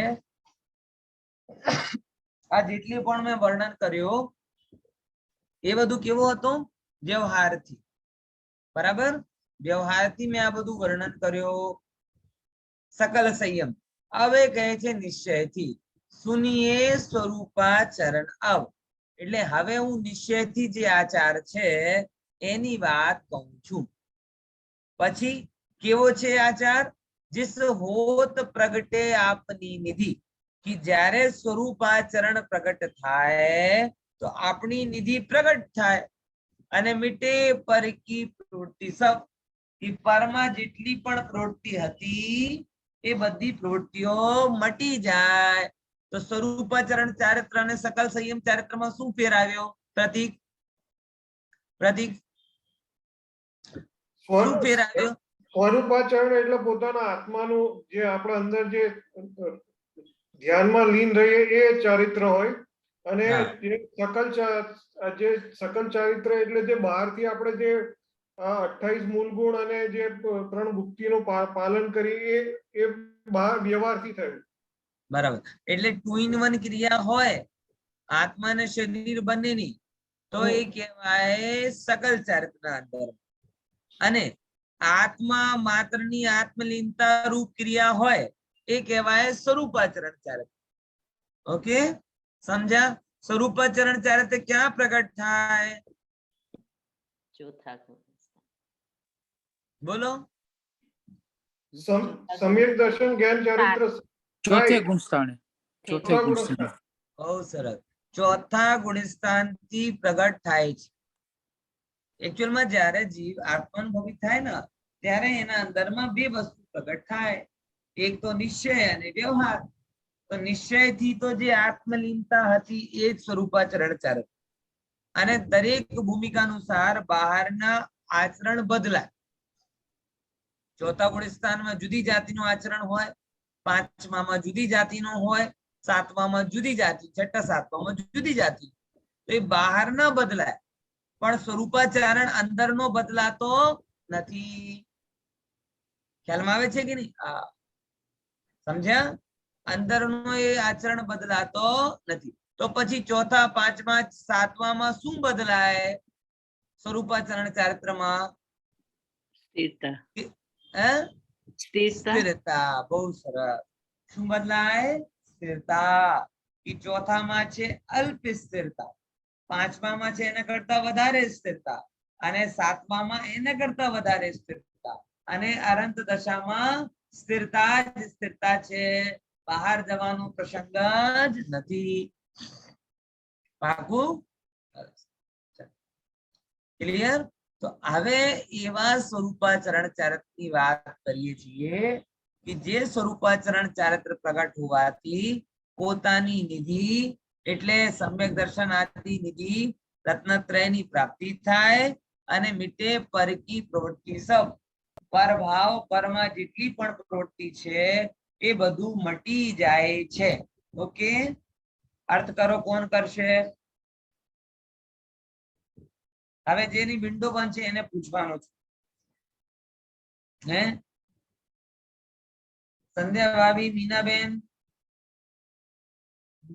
હા, લલિતભાઈ કરશો, જ્યોતિકાબેન, કોણ કરશે? સુશીલાબેન, ચારુલબેન, હા, તેજસભાઈ હાથ કરે ડિસ કરે છે. ચલો ભાઈ તેજસભાઈ તમે કરો. મુનિરાજ 12 પ્રકારના તપને તપે છે અથવા 10 પ્રકારના ધર્મને ધારણ કરે છે અને સદાય રત્નત્રયને સેવે છે. એટલે કે સમ્યક દર્શન, સમ્યક જ્ઞાન અને સમ્યક ચારિત્રને સેવે છે. મુનિ પંચમ કાળમાં એક સાથે વિચરે છે, કારણ કે નહીતર સોરી, આમાં શું લખ્યું છે?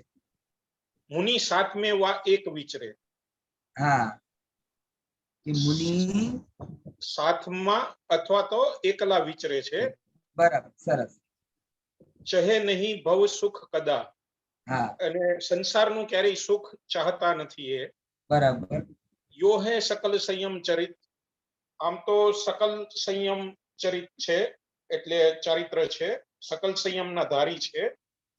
પણ હવે એ આપણને સ્વરૂપાચરણ સમજાવે છે. એટલે અત્યાર સુધી વ્યવહારથી સમજાવ્યું હતું, જે શરીર અને આત્માની ચર્ચા છે, અને હવે આગળ જઈને નિશ્ચયથી સમજાવશે, જેમાં ફક્ત આત્માનું સ્વરૂપાચરણની વાત હોય. જીસ હોત પ્રગટે આપની નિધિ, એટલે કે જેમાં પોતાની આત્માની પ્રગટતા થાય છે. એટલે ચોથા ગુણસ્થાન થી આગળ વધીને અને મીટે પરકી પ્રવૃત્તિ સબ, એટલે પરની બધી પ્રવૃત્તિ નાશ થાય છે. બહુ સારું. આગળનો પદ લઈએ. જહાં એક સેકન્ડ, 8મા નંબરનો. जिन परम पैनी સુબુદ્ધિ બધાની આવત આવી જોઈએ. ઇન પરમ પેની પેની સુબુદ્ધિ છેની દારી અંતર ભેદિયા વર્ણાદિ અનુરાગ હિતે નિજ ભાવ નિજ ભાવ નારાકિયા નિજ માહી નિજ કે હેતુ નિજ કર આપકો આપે ગયો ગુણ ગણી ગુણી જ્ઞાન જ્ઞાન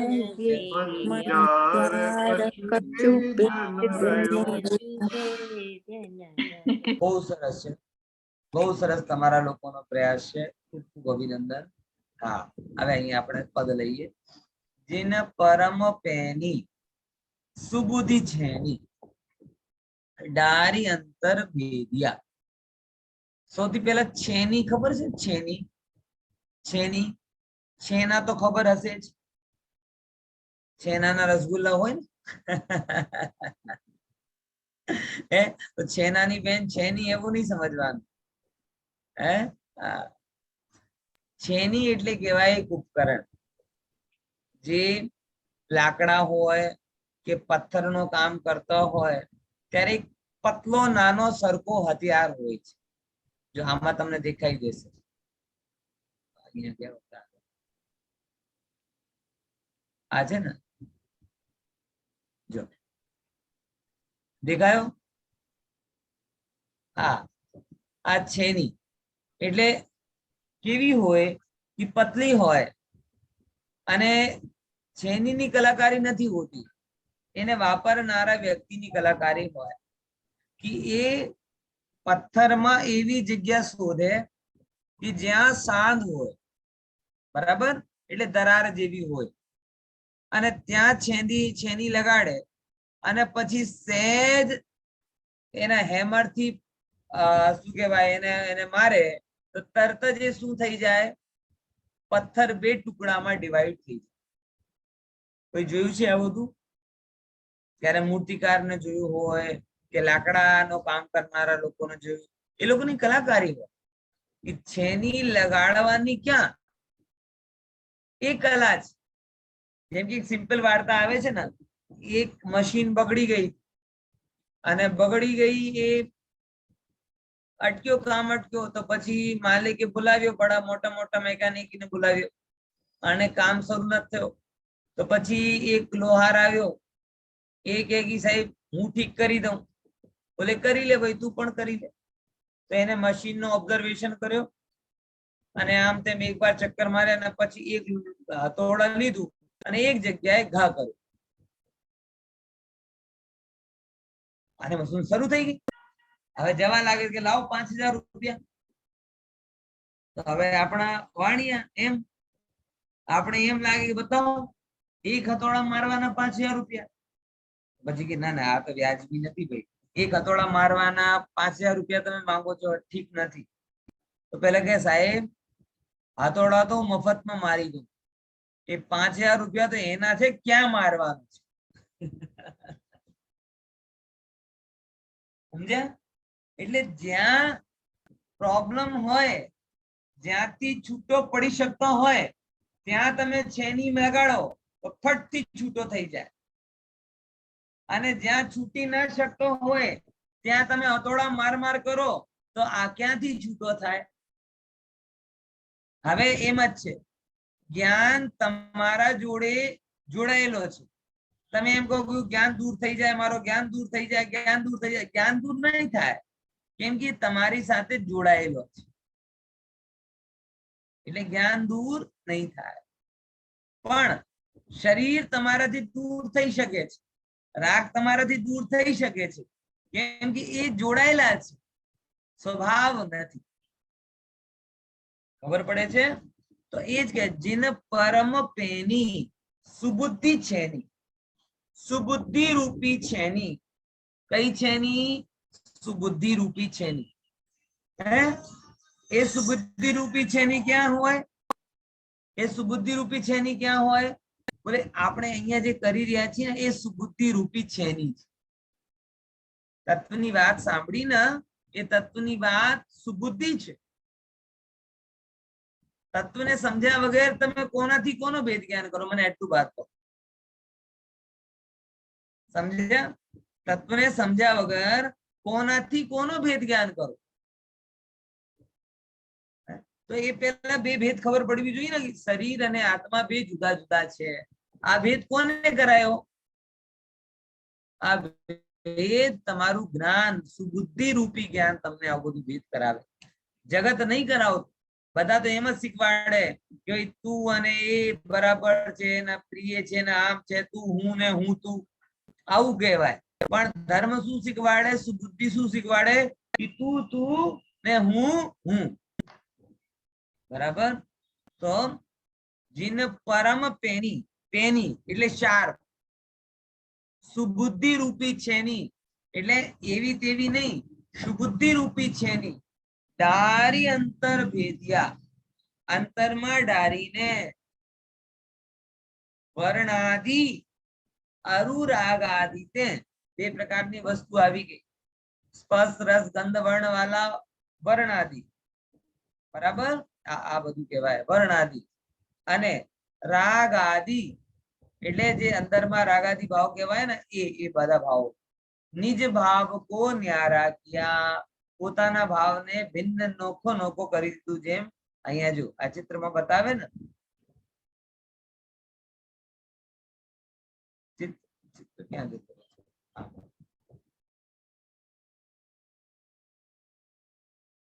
હા જો દેખો, આ આત્મા છે. જેમ છેની છે ને, છેની આ પથ્થરના કટકા કટકા કરી દે એમ આવી સુબુદ્ધિ રૂપી છેની, બરાબર?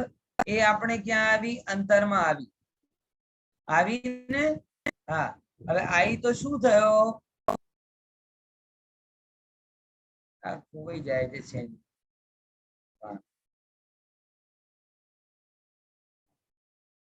હવે આ જેમ છેની શું કરે? પથ્થરના કટકા કટકા કરી દે એમ આ જ્ઞાન થી ભેદ જ્ઞાન રૂપી છેની થી આપણે એમ કર્યું તો વર્ણ આદિ એટલે આ જે ભિન્ન દેખાય ને કાળું કાળું, આ કહેવાય પૂતગલ, એ વર્ણ વાલો.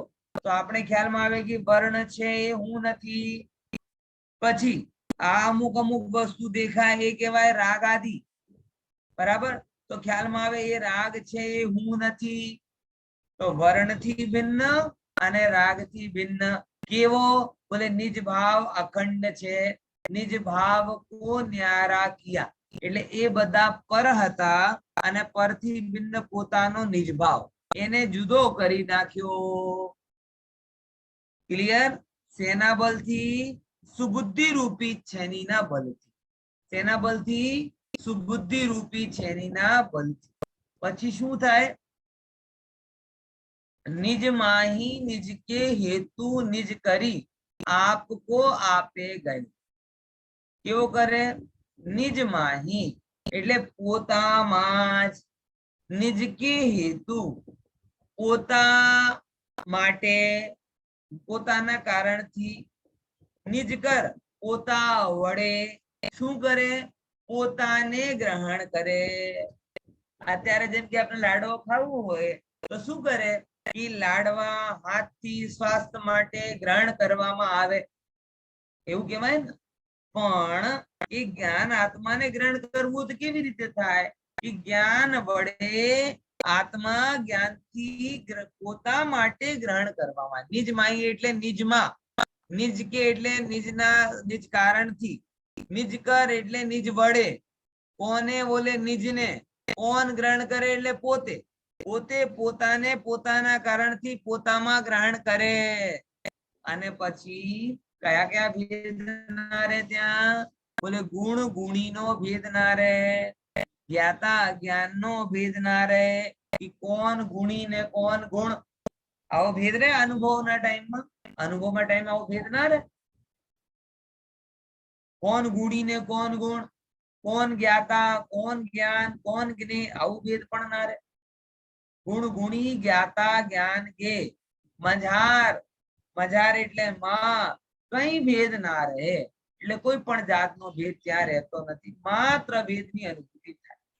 એ લગભગ એવો કે જેમ કે શીરા બન્યો હોય ને, શીરો, તો શીરા બન્યો હોય તો ત્યારે શીરા કેવી રીતે બન્યો? લોટ, ગોળ અને ઘી. હવે જ્યારે ત્રણેય ભિન્ન ભિન્ન હતા, પછી જ્યારે શીરો બની ગયો અને તમે મોઢામાં લીધું તો તમને આવું ખબર પડે કે આ લોટ છે, આ ઘી છે, કે આ સાકર છે, કે ગોળ છે, એ બધું શું દેખાય? એક શીરો દેખાય કે નથી દેખાતો? હે, આ તો કોઈ નવો દ્રષ્ટાંત નથી. તો તમને જેમ શીરા ખાતી વખતે શીરાની અનુભૂતિ થાય, લોટ, ઘી, ગોળની અનુભૂતિ થતી નથી, એમ આત્માનુભવનના વખતે માત્ર આત્માનુભવની પ્રતીતિ થાય કે કોણ આત્મા છે, કોણ ગુણ છે, કોણ ગુણી છે, કોણ જ્ઞાતા છે, કોણ જ્ઞેય છે, આ બધાની ભિન્ન ભિન્ન અનુભૂતિ ત્યાં રહેતી નથી. ક્લિયર? પાકું? પાકું? કોણ અર્થ કરશે? હેન્ડેસ કરો. કોઈને નથી આવડ્યો? આટલું ખરાબ સમજાયું મેં? હા, ચાલો. હવે તો ઇજ્જત નો સવાલ છે. ખુશીબેન કરશે હવે. બોલો બોલો, ચલો ફરીથી કરું એકવાર, અઘરું હોય તો સરળ મારે. હે, એકવાર ફરી કરું. જેને પરમ પેની સુબુદ્ધિ છેની ડારી અંતર વિદ્યા. સુબુદ્ધિ રૂપી પેની છેની ને અંતરમાં ડારીને શેનાથી ભિન્ન કર્યો? વર્ણાદિ એટલે શરીર આદિ, રાગ આદિ થી, શુભ ભાવ અશુભ ભાવ આદિ થી નિજ ભાવ કો એટલે પોતાના ભાવને શું કર્યો? નોખો નોખો કરી દીધું. પછી ખ્યાલમાં આવે ને? નિજ ભાવ કો, નિજ માહી એટલે પોતામાં જ, નિજ કરી એટલે પોતાથી, કર ષષ્ઠી ભક્તિ, નિજ કર, નિજ કો પોતાને, પછી નિજ કે હેતુ પોતાના કારણથી, પોતાને આપ ગ્રહણ કરે છે. અને ગુણ ગુણી જ્ઞાતા જ્ઞાન કે માટી કચી કઈ ભેદ ત્યાં રહેતો નથી. આ બધી વસ્તુ અહીંયા આવે છે કે નિજ માહી એટલે પોતાના આત્મામાં, નિજ કે હેતુ એટલે પોતા માટે, નિજ કર એટલે આત્મા વડે, આત્માને એટલે આપે, અને પોતાથી ગ્રહણ કરે છે. ત્યારે શું થાય? સહેજ પણ ત્યાં વિવાદ ત્યાં રહેતો નથી. હવે કરોડ અભિષેકભાઈ, એમાં પેનીનો મીનિંગ શું હતું? છેની એટલે તમે સમજો ને, નહીં, ચિત્રથી છેની સમજી નહીં. દો. આ એની પેની. એની શાર્પ ચાલ, હા, શાર્પ, શાર્પનેસ. શાર્પ શાર્પ પેની. પેની પેની નો પેની એટલે શાર્પ. જેનાથી બુટી છેની હોય તો શું થાય? બુટી કહેવાય ને. એનાથી શું થાય? કઈ ના થાય. નુકીલી હોવી એમ. ચલો કરો, હવે અર્થ કરો. મુનિરાજ તેવા તીક્ષ્ણ સમ્યક જ્ઞાન રૂપી છેનીથી પોતાના અંતરંગના આત્મ સ્વરૂપને સ્પર્શ, રસ, ગંધ, વર્ણ, ઉદ્ગલ દ્રવ્ય કર્મોથી તથા રાગાદી ભાવ કર્મોથી જુદો કરે છે. અને નિજ ભાવને તેઓ ન્યારો કરે છે એ રીતે. ને પછી પોતાના આત્મા માટે જ, પોતાના આત્મા વડે જ પોતાના આત્માનો ગ્રહણ કરે છે. અને ત્યારે જે આત્મ સ્વરૂપ નું તેમને અનુભવ થાય છે, તેમાં ગુણ અને ગુણીનો કે જ્ઞાતા જ્ઞાન અને જ્ઞેયમાં કોઈ ભેદ રહેતો નથી. બરાબર, સરસ સરસ.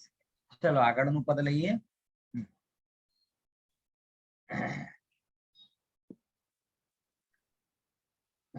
9મા નંબરનું પદ. હા, 9મા નંબરનું પદ લો. જહાં ધ્યાન ધ્યાન ધ્યાતા ધ્યેયો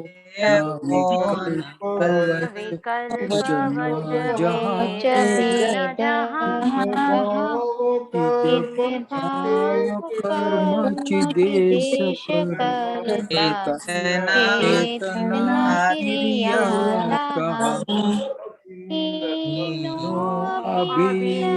અખિલ સુખ ઉપયોગી પ્રગતિ નિશ્ચલ નિશ્ચલ દર્શા પ્રગતિ જહાં જગ જ્ઞાન વર્તયે લસા. બહુ સરસ. જેમ શુદ્ધોપયોગમાં બધું એકમેક થઈ જાય તો કેટલો આનંદ આવે, એમ તમે બધા એક સુરમાં ગાઓ તો કેટલો આનંદ આવે. બધા ધ્યાન ધ્યાતા ધ્યેયના વિકલ્પ પણ કરવાની ના પાડી છે ને બધા જુદી જુદી રાગના જુદી જુદી લયના જુદી જુદી અવાજમાં, કોઈ મુંબઈ પહોંચી જાય તો કોઈ સુરતમાં જ અટક્યો રહે છે. કોઈની તો ગાડી સ્ટાર્ટ જ નથી થતી. કઈ વાંધો નહીં, થોડો અભ્યાસ કરજો, બરાબર. હવે શુદ્ધોપયોગનો એક બીજો આસ્પેક્ટ બતાવવામાં આવે છે. આ ત્રણ છે ને પદ એ બહુ જ શાનદાર માર્મિક પદ છે. બધા ત્રણ પદ છે ને એ બહુ જ માર્મિક પદ છે. આત્માનુભૂતિ કોને કહેવાય સમજવા માટે એ ત્રણ, એક આ પદ, 8મા નંબરનું, 7મા નંબરનું, 8મા નંબરનું, 9મા નંબરનું, એ ત્રણેય પદ બહુ શાનદાર છે. કે જે આત્માનુભૂતિને આપણે ધર્મ કહીએ છીએ, એકચ્યુઅલમાં આત્માનુભૂતિ છે શું એનો ખબર તમને આ પદોથી ખબર પડશે. તો હવે બીજી એક બતાવે છે ત્યાં બાદ કે જ્યાં ધ્યાન ધ્યાતા ધ્યેય કોન વિકલ્પ બચ ભેદ ના જાણે. એટલે જ્યાં એટલે આત્માનુભૂતિ સ્વરૂપાચરણની દશામાં કોણ ધ્યાન છે, કોણ ધ્યાતા છે અને કોણ ધ્યેય છે. ધ્યેય એટલે જેને ધ્યાન કરવામાં આવે, ધ્યાતા એટલે જે ધ્યાન કરે છે, અને ધ્યાન એટલે જે પ્રોસેસ છે. તો ત્રણેય એક થઈ ગઈ. એટલે કોઈ ધ્યાનનો ત્યાં ભેદ નથી કે હું આમ ધ્યાન કરું અને હું આમ કરું, આવું કોઈ ભેદ રહ્યો નથી. ત્રણેય એક થઈ ગઈ. જહાં ધ્યાન ધ્યાતા ધ્યેય કો ના વિકલ્પ, કોઈ પણ જાતનો વિકલ્પ રહ્યો નથી. વચ ભેદ, મનથી જે થાય એ કહેવાય વિકલ્પ, અને વચનથી જે થાય એ કહેવાય વચ ભેદ ના જહાં.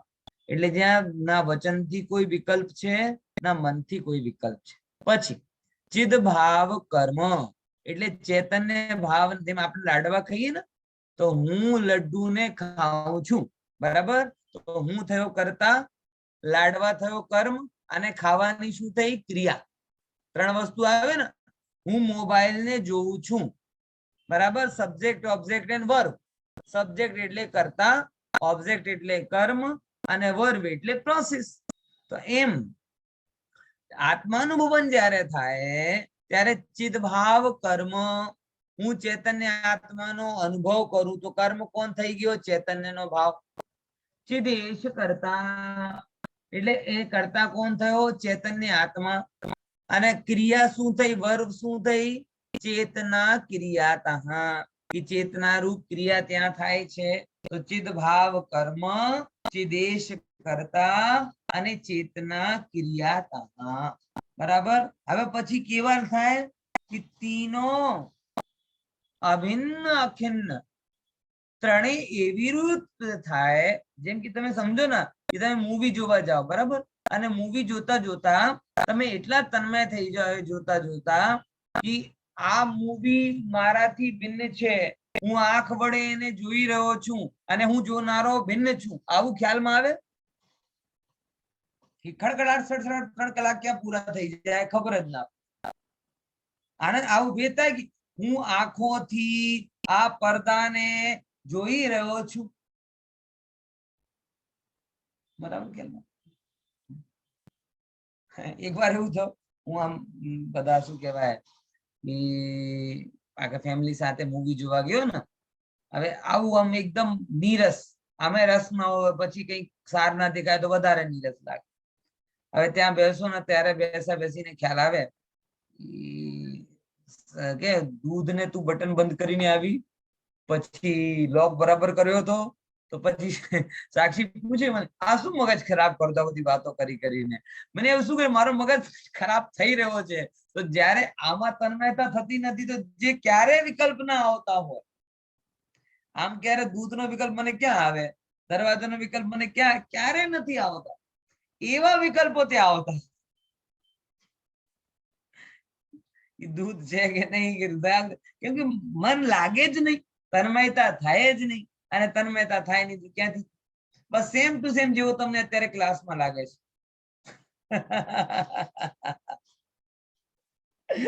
ના તો મજાક કરું છું બિંદુભાઈ, ના પંડિત આવું નહીં થાય, મને તો બહુ મજા આવે. સારી વાત છે, મજા આવે એટલે સારી વાત છે.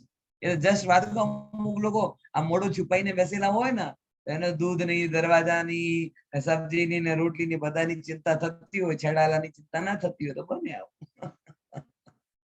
હે તો જેમ તમે સરસ મૂવી જોવા જાઓ તો હું જોઉં છું, આને જોઉં છું અને આ જોવા ક્રિયા કરું કે ત્રણેય યાદ આવતા ને, એમ જ્યારે આત્માનું અનુભવન થાય તો ચિદભાવ કર્મ છે, ચિદેશ કર્તા છે અને ચેતના ક્રિયા છે, આવા ભેદ પણ ત્યાં આવતા નથી. ચિદભાવ કર્મ ચિદેશ કર્તા ચેતના ક્રિયા તીનો અભિન્ન થઈ જાય, અખિન્ન, એટલે કોઈ પણ જાતનો ભેદ એમાં રહેતો નથી. અને પછી શુદ્ધ ઉપયોગ કી નિશ્ચલ દશા, એક શુદ્ધ ઉપયોગ ત્યાં પ્રગટ થઈ જાય છે. નિશ્ચલ દશા એક ત્યાં પ્રગટ થઈ જાય છે, ચલાયમાન થતી નથી. બરાબર.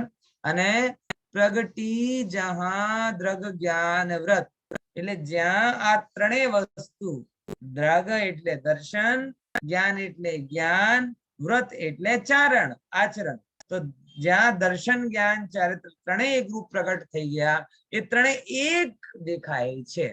તીન ધા એકૈ લશા, એ ત્રણેય એક સરખા દેખાય છે. એવી સરસ મજાનો સ્વભાવ. તમે ક્યારે પણ જોવા જાઓ ને, સરસ મ્યુઝિક હોય તો એની ખૂબી શું હોય કે ગીતકાર, સંગીતકાર એ બધા એક સરખા દેખાય. સરસ પેન્ટિંગ હોય તો શું હોય, એને એક એક પાર્ટ એને જેમ ટાંકી દીધા હોય ને એવા દેખાય. એટલે જે માસ્ટરપીસ હોય ને ત્યારે એક વસ્તુ દેખાય છે, ખંડ ખંડ પણ એમાં દેખાતો નથી.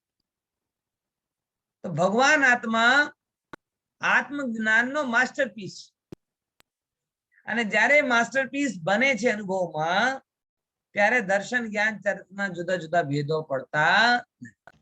બરાબર. ચલો સરસ. આજનું આપણું ચર્ચા એટલી રાખીએ. હવે હું વૈશાલી બેન ઇન્વાઇટ કરું કે આજના વિષય ઉપર ગણતર વાંચન કરે. બધા તાલીએ તો બગાડો. ભૂલી જાઓ છો બધા, એક તન્મય થઈ જાઓ. વક્તા બદલાઈ ગયો ભાઈ. હવે વૈશાલી બેન નું સ્વાગત. ઠીક છે. હવે બહુ લિમિટેડ આપણી પાસે ક્લાસ રહી છે અને એના કરતા લિમિટેડ આપણા ત્યાં ગણતર વાંચન કરતા રહ્યા છે. તો જેને ઓડિયો ના મોકલ્યો હોય, બરાબર, અને શું કહેવાય, ઓડિયો ના મોકલ્યો હોય અને કર્યો પણ ના હોય, એ લોકોની લિસ્ટ અમુક મારી પાસે છે. તો એ પહેલાથી જ કહી દે તો સારું રહે. આગળ આગળ આપણી ક્લાસમાં ગણતર વાંચન ફિક્સ જ રહે. બરાબર. ઠીક છે. વૈશાલી બેન. પ્રણામ સર. અહીં કવિવર દોલતરામજી કૃત 6 ઢાળાના આ 6ઠ્ઠી ઢાળમાં મુનિરાજના મૂળ ગુણોનું વર્ણન 28 મૂળ ગુણોનું વર્ણન છે, જેમાં 5 મહાવ્રત, 5 સમિતિ, 5 ઇન્દ્રિય વિજય, 6 આવશ્યક અને 7 શેષ ગુણોનું વર્ણન છે. અહીં આપણે 5 સમિતિમાં પહેલા લઈ લીધી ઈર્યા સમિતિ, જે આગળ 4 હાથ, પહેલા સમિતિ એટલે યત્નાચાર પૂર્વક કરાતી ક્રિયાને સમિતિ કહેવાય, કરવાતી પ્રવૃત્તિ. ઈર્યા સમિતિ એટલે આગળ 4 હાથ જમીનને જોઈને મુનિરાજ ચાલે છે. ભાષા સમિતિમાં મુનિરાજ હિતકર વચન, જે સર્વ શંકાઓને દૂર કરે, સર્વનું સુખ ઈચ્છે અને એ મિથ્યાત્વને દૂર કરે એવી ભાષા તેઓ, એમની અમૃતવાણી એવી નીકળે છે. એષણા સમિતિમાં એ જળ પ્રકારના દોષો રહિત, એ 46 પ્રકાર જે છે એના દોષો રહિતનું એમનું અને ઉત્તમ પ્રકારના શ્રાવક પાસે, અને પોતાના સંયમને વધારવા, તપને વધારવા માટે તેઓ આહારને ગ્રહણ કરે છે. અને પછી ચોથી આવે છે આદર નિક્ષેપણ સમિતિ, જેમાં 3 જે સાધનો છે, એક કમંડલ, શાસ્ત્રને પીછી જ્ઞાનનું, શૌચનું, અને એ ઉપકરણો એ લોકો સાવચેતી પૂર્વક મૂકે છે, લે છે. અને પ્રતિષ્ઠાપન સમિતિ એટલે વ્યુત્સર્ગ સમિતિ, જેમાં શરીરનો મલ, આજે જેટલું શરૂ થયું ને આટલું જ કરો. આજનો જ ગણતર વાંચન હોય ને જે સબ્જેક્ટ. હા, એટલે જેટલો છે આપણે 7 શેષ ગુણોથી ચર્ચા થવાની છે. હા, 7 સાત સેજ ગુણોમાં પહેલું તો પહેલા તો 6 આવશ્યક છે, સમતા, વંદના, સ્તુતિ, સ્વાધ્યાય, પ્રતિક્રમણ અને કાયોત્સર્ગ કરે. એના ઉપર 7 શેષ ગુણોમાં એ લોકો એમનું સ્નાન નો ત્યાગ, દંત ધોવન નો ત્યાગ, રાત્રિના પાછલા પ્રહરમાં તેઓ ભૂમિ શયન કરે ને એક જ પડખે સૂવે. તે ઉપરાંત દિગંબર અવસ્થા, આ ઉપરાંત તેમનું આહાર ગ્રહણ જે છે, જે દિવસમાં એક જ વાર એ પણ ઉભા અને કેશ લોચન કરે છે. અને કેશ લોચન પણ એટલે કરે છે કારણ કે તેમને પાસે અસ્ત્રાદી કશું રાખતા નથી. આ ઉપરાંત જુઓ ને બધો નાશ થાય એટલે એમનું જંતુઓનું બચાવવા માટે કેશ લોચન કરે છે. એ પણ 1 મહિનો અને 4 મહિનાનું એ લોકોનું અંતર હોય છે. આ ઉપરાંત હવે એના પછી એમાં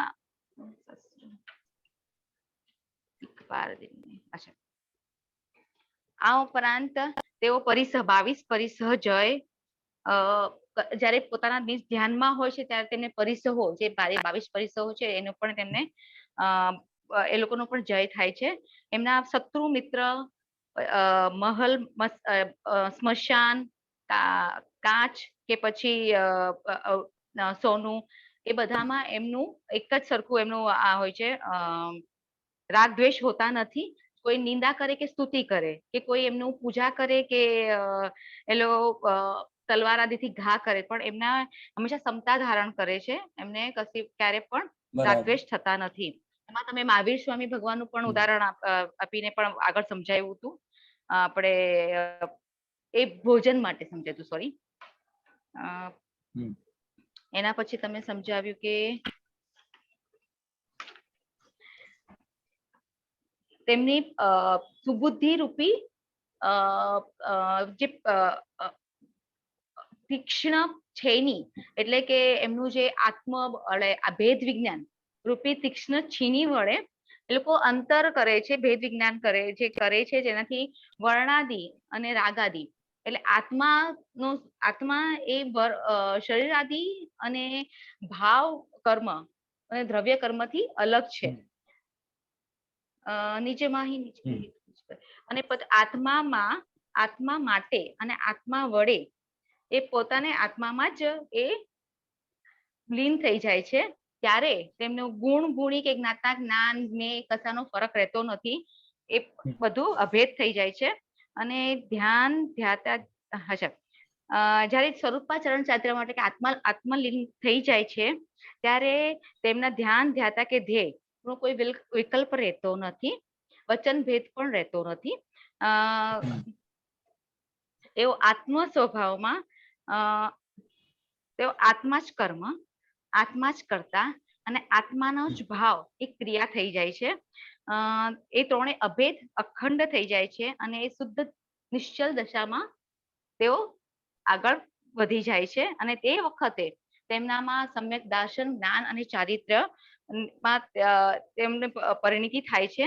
અને એ ત્રણેયમાં કોઈ ફરક રહેતો નથી. એ વખતે બધું અભેદ થઈ જાય છે.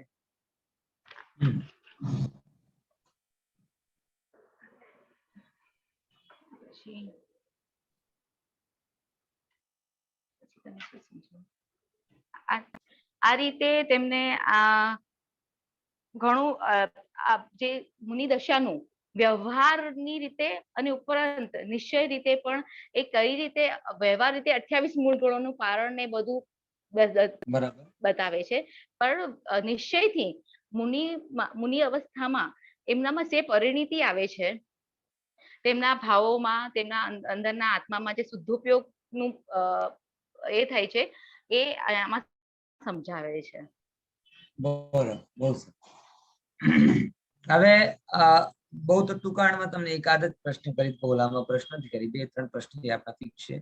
સૌથી પહેલા કે જે આપણે અમુક વાત કરી કે મુનિરાજ નાતા નથી, મુનિરાજ મોઢું ધોતા નથી, દિગંબર રહે છે, કેશલોંચ કરે છે, એ શા માટે કરે છે?